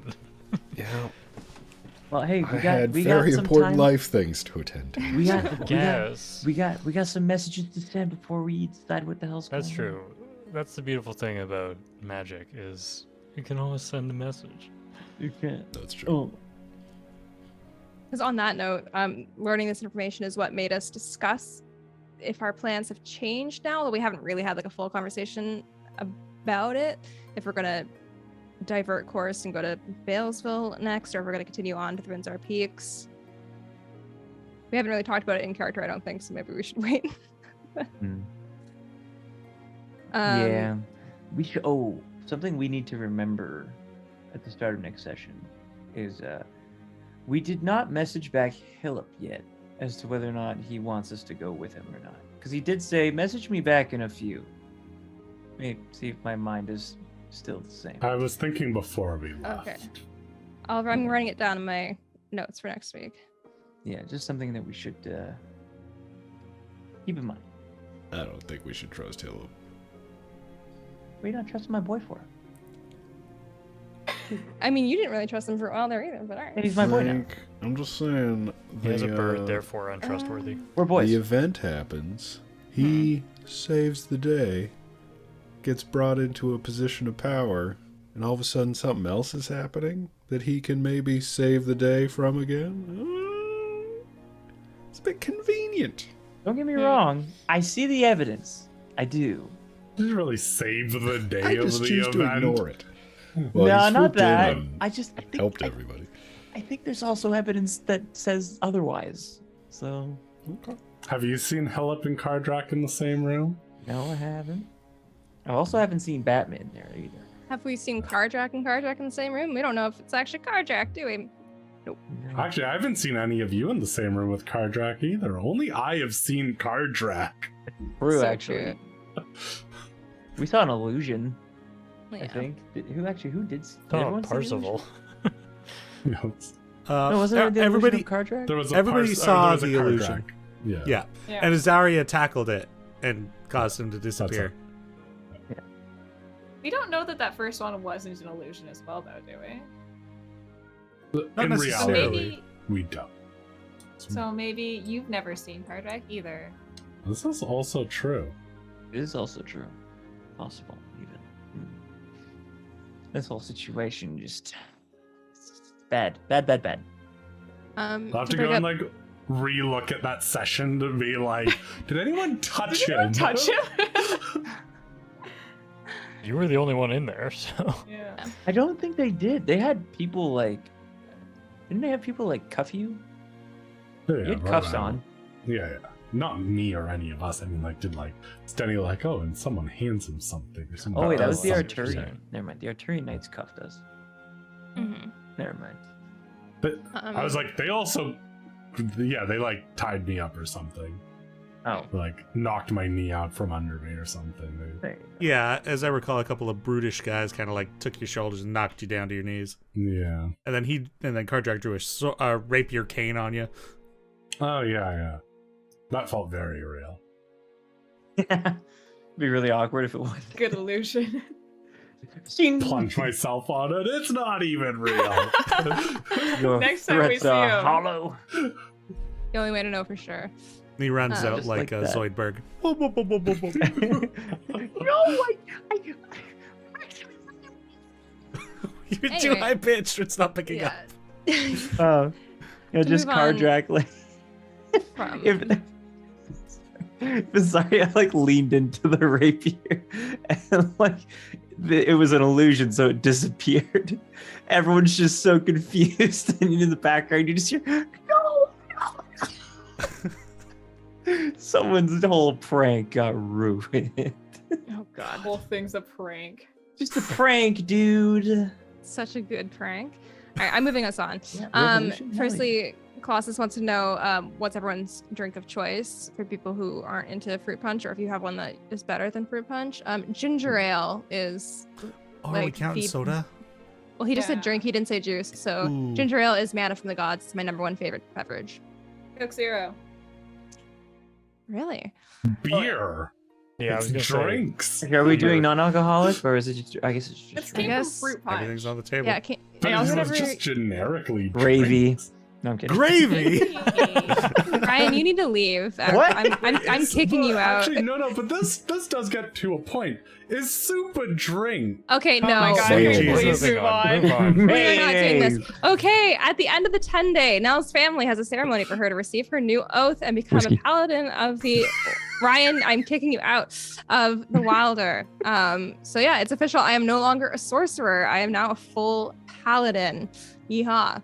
Very exciting. Woo! I'm so excited to actually play as this now because it changes so much about everything.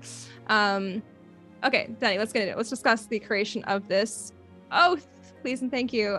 Firstly, I'm going to talk about how it came to be because this was actually my doing. I asked for you to build this because several months ago I was chatting with Matt about how I'm like, I play a wizard in another campaign and I like being a utility caster, and like the magic right now isn't really doing for me with this split class. Like I almost wish I had like a barbarian wild magic thing where it's like I can just hit and have a bit of magic. And then so I Matt brought it came to to you. me and he was like, "Hey, Christy doesn't like what she's doing." And I was like, "Huh, I better talk to Christy about that."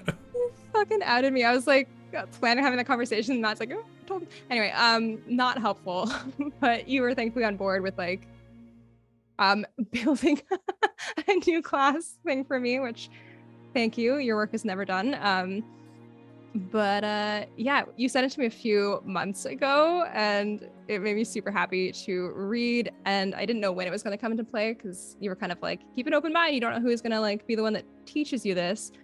Did you have several people in mind that could have been it? Or were you always kind of planning it would be my dad? I was like, whenever she fixes her problem, that's when she can have it. Fair.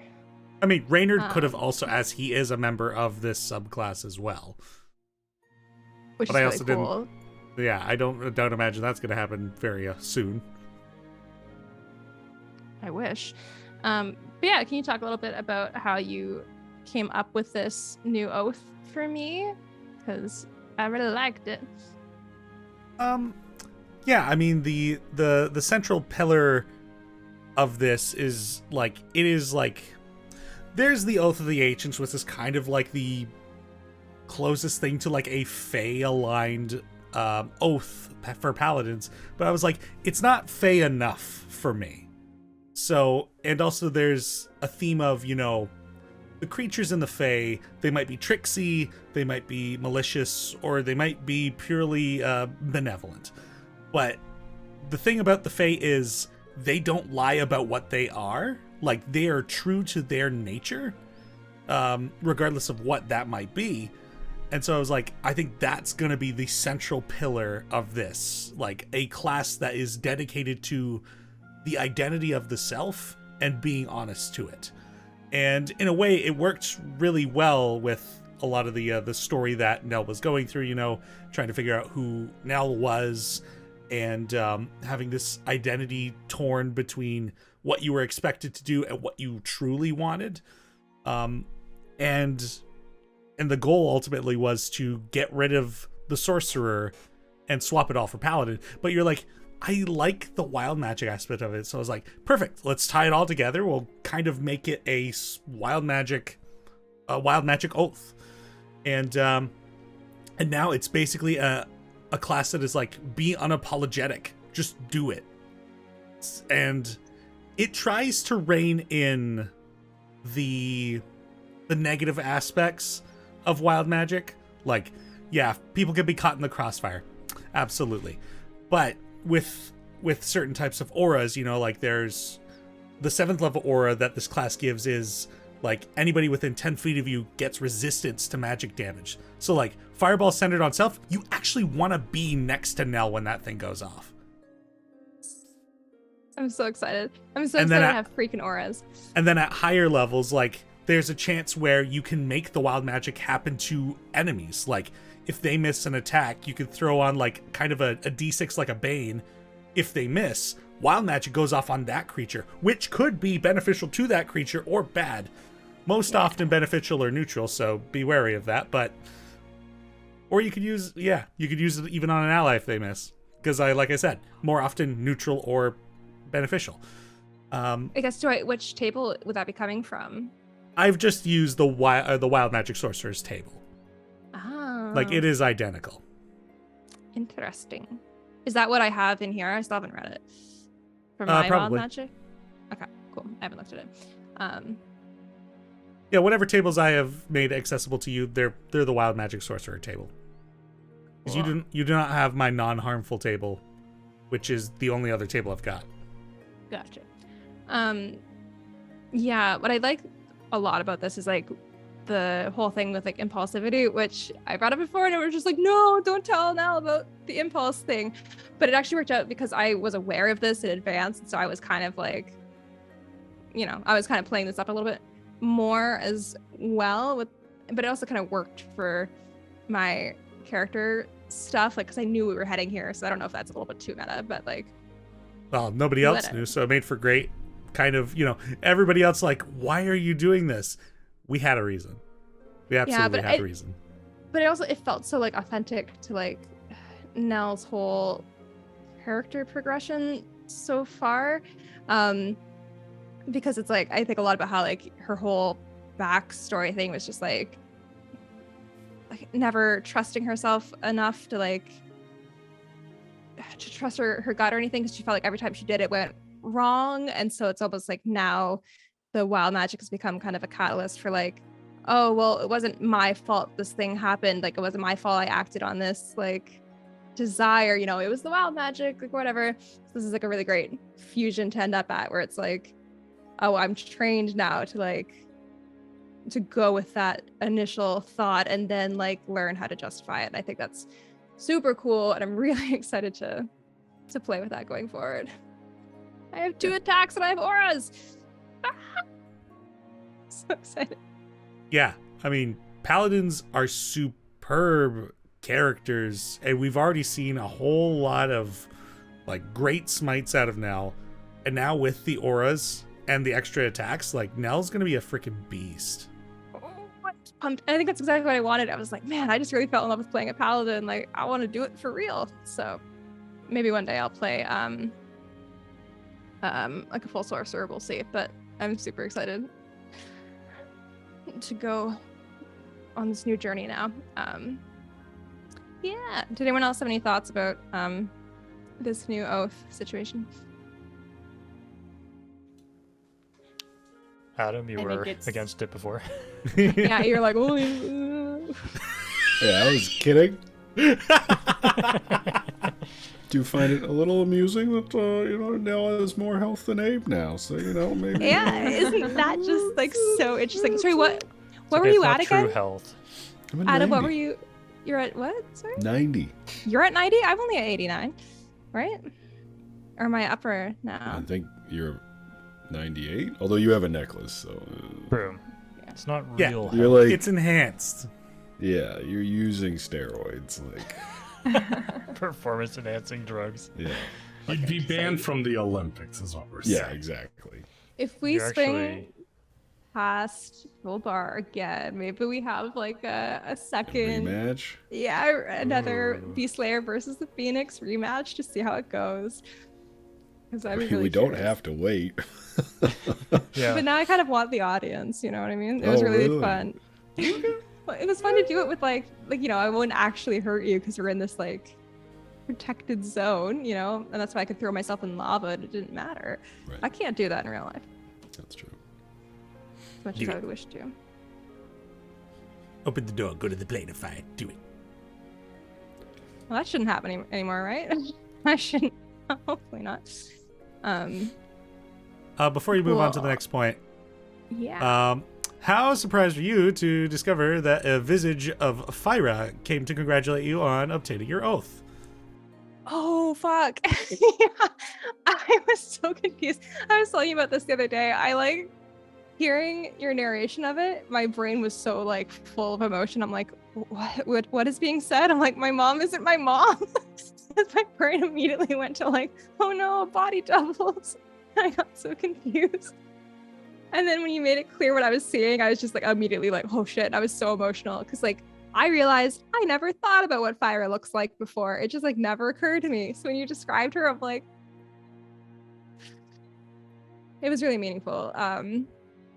Yeah, so cool and so fun. Just felt like a really fun like ending to like this whole part of Nell's journey. So yeah, I'm excited for the next leg of it now. Nah, that's it. It's done. I've got nothing more for you now. Okay. Well, We'll I fight guess some I'll rats so you quit can this- use your abilities. quit this campaign then. Just kidding. No, my new purpose is providing therapy to my friends. Woo! Yeah, so that's pretty much the end. I just wanted to like have a brief moment where me and Teni can gush a little bit about our collaboration on Farm Hall as we round this whole thing out, just because it was extremely fun to do and we put a lot of effort into it and have like this insanely long like world building doc now, which is good. But yeah, it was really fun. Like this is my first time trying to build out anything like a village or anything like that in a D&D sense, and it really was good training for me. So I do want to DM at some point, and I was just like, I don't know how to like think about any of these things. So it was so fun to have your guidance to be like, okay, here's my like raw thought, and you're like, okay, channel it in this perspective, which was so fucking helpful because I'm like, okay, I kind of have a better grasp on how to like think about things, especially in stuff where I was like spiraling about something. You're like, it doesn't matter, and I'm like, true. It doesn't matter. Nothing matters until it matters. Yeah. Just like, Yeah, and I guess a word out to if any prospective DMs decide they want to run a game, like, or I guess this can be advice to ongoing DMs as well. Like, let your players have a physical piece of the world. Like, make sure that start with the name of the place. Easy as that. Once it's got a name, they'll become so invested, and then you begin like asking, well, who lives there? How long have you lived there? Like, what's life like there? and then you can fucking ramp up to, how does your village think and deal with death? And then you Yeah. have to think about that for a full fucking month because you're like, I don't know. I know now. I've solved that, but that was a real fucking brain teaser. And then you can put a portal to the dark plane at the bottom of their source of water. Fucking And that's how to Actually- DM. You're welcome. have a question for you because that pool of water thing we came up with like relatively recently. So did you come up with like the portal to the darkness thing like afterwards? Or were you kind of like, did you have something in mind for that? Add this to the notes of after campaign questions. When did I come up with the concept of the portal for the pool? It's like that during the session. Literally Maybe. that moment.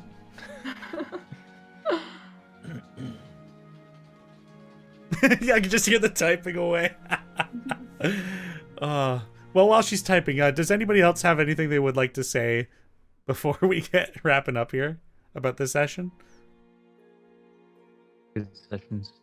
You guys are awesome. I'm excited Yes, for I some. want to get Dallas's thoughts on Elowin's pack name, which I did kind of just like talk at her for a bit, which I didn't really prepare for that one, and it showed. So maybe I'll revisit that conversation later. But what did you think of your pack name? It's very sweet. Yeah, I don't think Elowin's ever like really thinking that anyone else is thinking about her, so it's sweet. I hate being the constant Debbie Downer here, to be so real with you. Hey, no worries. I'm confused. No, that's great. Truly, the more I thought about it afterwards, the more I was like, I don't know, just so much of what Elowin is here is so much like not what she wants to be. And so I think like being called Steel makes me think of that she feels like hard and cold. And the more I thought about it afterwards, the more I was like, that is part of the name. Yeah. But yeah. it's also steel can still be molded and changed. We need to have this conversation in game. Yeah. Come talk to me. Okay. Come talk to me. I'm stopping there. We'll continue this later. Tell me I'm not a finished product. You're definitely Please not. tell me this is not what I am forever. Because it's starting to feel that way. Help. Absolutely amazing. I love playing with you guys. Yeah. Yeah. Same. Well, before we wrap up, we're going to do one fun question, which is on brand with how Adam was dressed, although he seems to have shed his costume. Pirate cocoon. Having a fever with Yeah, COVID and a heavy jacket and leather hat on. Mm-hmm. The commitment. It's just got a bit much in the second half there. It was Yeah, fine. Oh dear. Legitimately fine for the first half. And then when I disappeared for a while, I was like, why am I so sweaty? Adam, you should have just asked, like, you could have had a nap or something, dude. No, sorry. Sorry. You're a trooper. Also, Thank thank you, you. Ben Rich, before for the subscribe. It's so nice to hear from you Yay. again. Yeah. I'm glad you're surviving through college. School's hard. Keep it up. Right, so the fun question. Yes. What is everyone's favorite Halloween candy, or just candy or / chocolate in general? Gotta enter the mind palace for this one. Hold on. All right, I can answer some because I stole some from my apartment building earlier today. Rockets. Oh. It's definitely. Ooh. What a choice. Sorry, continue. Jesus. I might have to Christ. take your oath back. They're like not my favorite candy of all Okay. time, but I Don't be only yourself ever... anymore. Okay, everyone can just Is shut it- the fuck up. So is that Halloween specifically your favorite Halloween candy?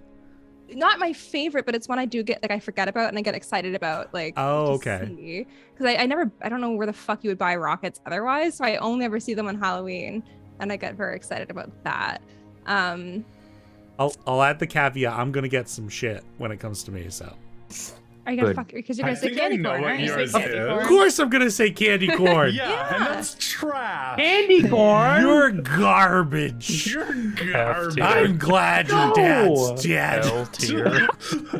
You weren't during the session. Those tears were real. I'm not crying. Anyone's I just just don't thinking have about candy candy corn. Oh. All right, Adam, save us from that terrible answer. Reese's Pieces. Let's go. Yeah. There we Excellent go. choice. Excellent. Good choice. Yes. I do like just like getting a Reese's peanut butter cup. Like that's always exciting. Like you never go wrong with that. Mhm. Or like Unless you're coffee allergic. crisp. Well, yeah. Of the like box of like, you know, it's like Kit Kat, Coffee Crisp, whatever. Coffee Crisp is always the last one left for me. It's Oh, like, really? I For want us, it's every- Smarties. Smarties are my Smarties. go. go. Ugh, I hate I love Smarties. Smarties. Although Cadbury mini eggs take the W at Easter time. What? We're not talking about Easter, Ryan. Yeah. So Well, try again. Right. Ryan, what's your choice? Smarties. Smarties? Okay. Oh great! I can give you all my Smarties. I hate Smarties. M&M's. Oh are my God, superior. please. Oh, so we had this Whoa. conversation. Smarties are M&Ms are superior. Ew, no, Really? But no. M&Ms. absolutely not. Better M&Ms are chocolate to better. candy ratio. Correct. No, but the flavor of it is not worth that ratio. Like M&Ms have like They're a the same. richer.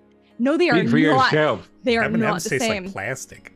No, fucking Smarties taste like plastic. No. Like M&M's have a richer flavor. You guys So- are fucked. No. Well, we knew this. I was like such a Christy contentious side, conversation. guys. Thank you, Adam. I'm So- I'm with Thank you, Christy, Dallas. too. Good. Ooh, gotta be This This Well, is the PvP. actual Nerds. 3v3. This is the split. Yeah, I was Yeah, gonna say it's yeah. gonna be the fruit punch bowl followed by the Smartie division. The candy Oh. dish. All right. Candy we'll get- dish. That's so Okay. good. So, Also, wait, mine?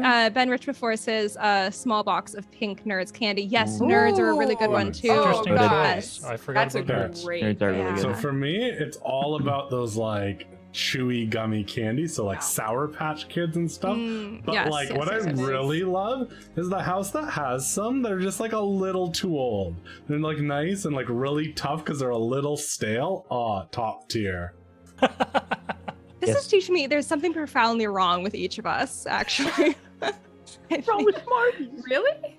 Oh, you know, I know what's wrong with Smarties. Nestle tried to take over the world. That's fine. Yeah, That's fair. Nestle is what's It's a wrong with political Smarties. problem, Yeah. not a Yeah. taste.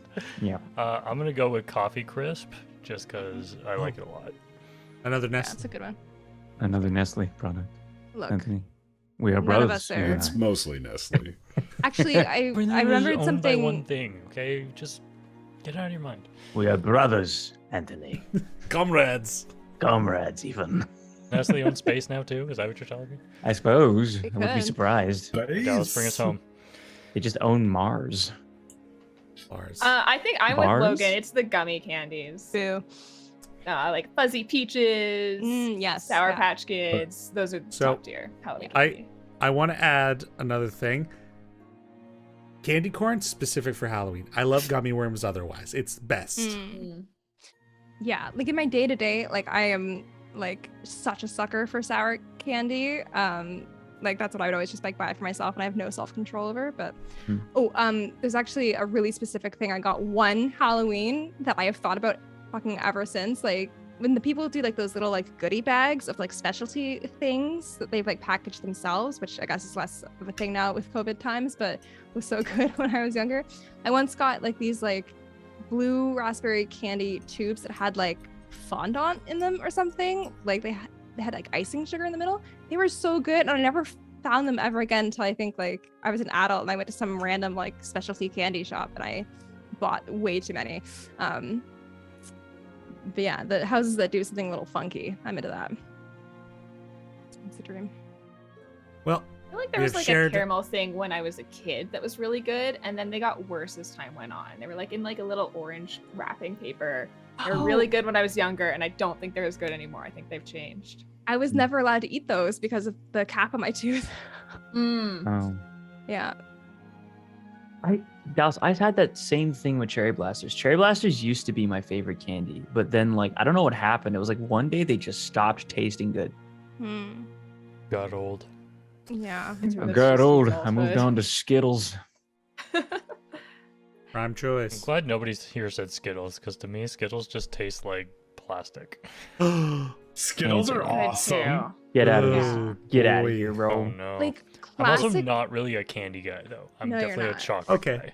That's fair. I don't consider That's myself fair. a chocolate person. Skittles have a I'm fond yes. memory for me, which is back in university. I don't know. I think it was because of the Game Grumps were talking about them. Bunch of us got fucking bulk barn bags of Skittles. That lasted forever. Like original Skittles don't do it for me. I love like sour Skittles. I think they changed them. I like them better when they had like green apple instead of lime. It's the other way around. It's green apple now. Oh, it's used green to apple be now? lime. Okay, thank God. Yeah, that's much better. Lime is like, what's the point? But like the tropical Skittles are really good. Or like the berry ones. Anything not original. I'll still eat them though because I'm a sucker. There we are. We've shared our candy and we've shamed each other. Yeah, we really got super intense in here. I feel like we knew that was going to happen, though. Oh, of course. Candy is a very contentious topic. It really is. But, actually, wait. I just need to get everyone's opinion on this. I am a black licorice person. I love like black licorice jelly beans and stuff. No? See, this is the thing. Dallas, it's so good because like if everyone has different candy like opinions and feelings, perfect for sharing. Especially with black licorice. No one ever wanted it, so I always gotta have it. Yeah. Black licorice is bottom for me. Yeah, most people hate it, but It's even below candy corn for me, which is like. Oh. Well, it's a more distinct flavor than candy corn. Saving grace. It's not black licorice. Black licorice. My That's a family pretty does low this thing. bar. There's this like retro candy store near our house we would go to, and we get soap candy. Yeah, you were telling me about this. It's so fascinating to me that your whole family loves the soap candy. Good. My entire family is so into soap candy, and it is candy that tastes like soap, and you will never convince me that it's not amazing. Yeah. Freeze it, and you turn it into little hard Dallas nuggets was like of soap. constantly swearing as a kid, so her parents would wash her mouth out with soap. She's like, "Fuck you, mom! All right." Here we go. No, my mom loves them even more than I do. Are you sure it's not just soap? It tastes like soap, but they're very good. I'll get them for you someday. Remind me. Oh my god. Oh, did anyone used to eat those little Lego candies? Yes. Oh, I forgot about those are those. so good. Those were so good. Those are basically Recently, just they're still sugar. good. Are They they? still Oh, slap. good. Those They were hold basically up. what rockets are. Yeah, that's basically what rockets are. Yeah. So I like this so much. The I need to Lego build with bricks them. are flavored differently though. Like Yeah. each one is like, And you can stack them together. yeah, you Yep. can build with them. Make a Lego Shall I sandwich. build or shall I? That candy massaged my brain. It was just like, what? I can taste this and I can build it? What? Did Oh, I anyone thought ever you stuck it fuck- up your nose. What? I'd never. That's That's what reserved for regular Lego crayons, goes. dude. Right. Did anyone ever fuck with the giant jawbreakers from Bulk Barn? Yeah. Oh wow, yeah. Yeah, those were so fucked up. Like, cause like the way I don't know how you were supposed to eat these, but we would just like keep them in like the bag and just kind of like have it so one half was covered so you could lick. But I would like do that and I would fucking lose all sensation in my taste buds for a week. Cause I think I just like rubbed them raw or something. Yeah. Whoa. Okay, I need to wrap this up because I could talk about candy for hours. Cool beans. Well, thank you all so much for hanging out with us as we discussed our thoughts and feelings about these past episodes, Almost Home and Love Unending. Once again, we will be live on Twitch with episode 38 this coming Sunday, November 6th at 6 p.m. Eastern Standard Time. If you have any questions about Play Dice League going forward that you want us to answer, you can send them to me on Twitter at CBKClo or email them to me at cbkclo@gmail.com.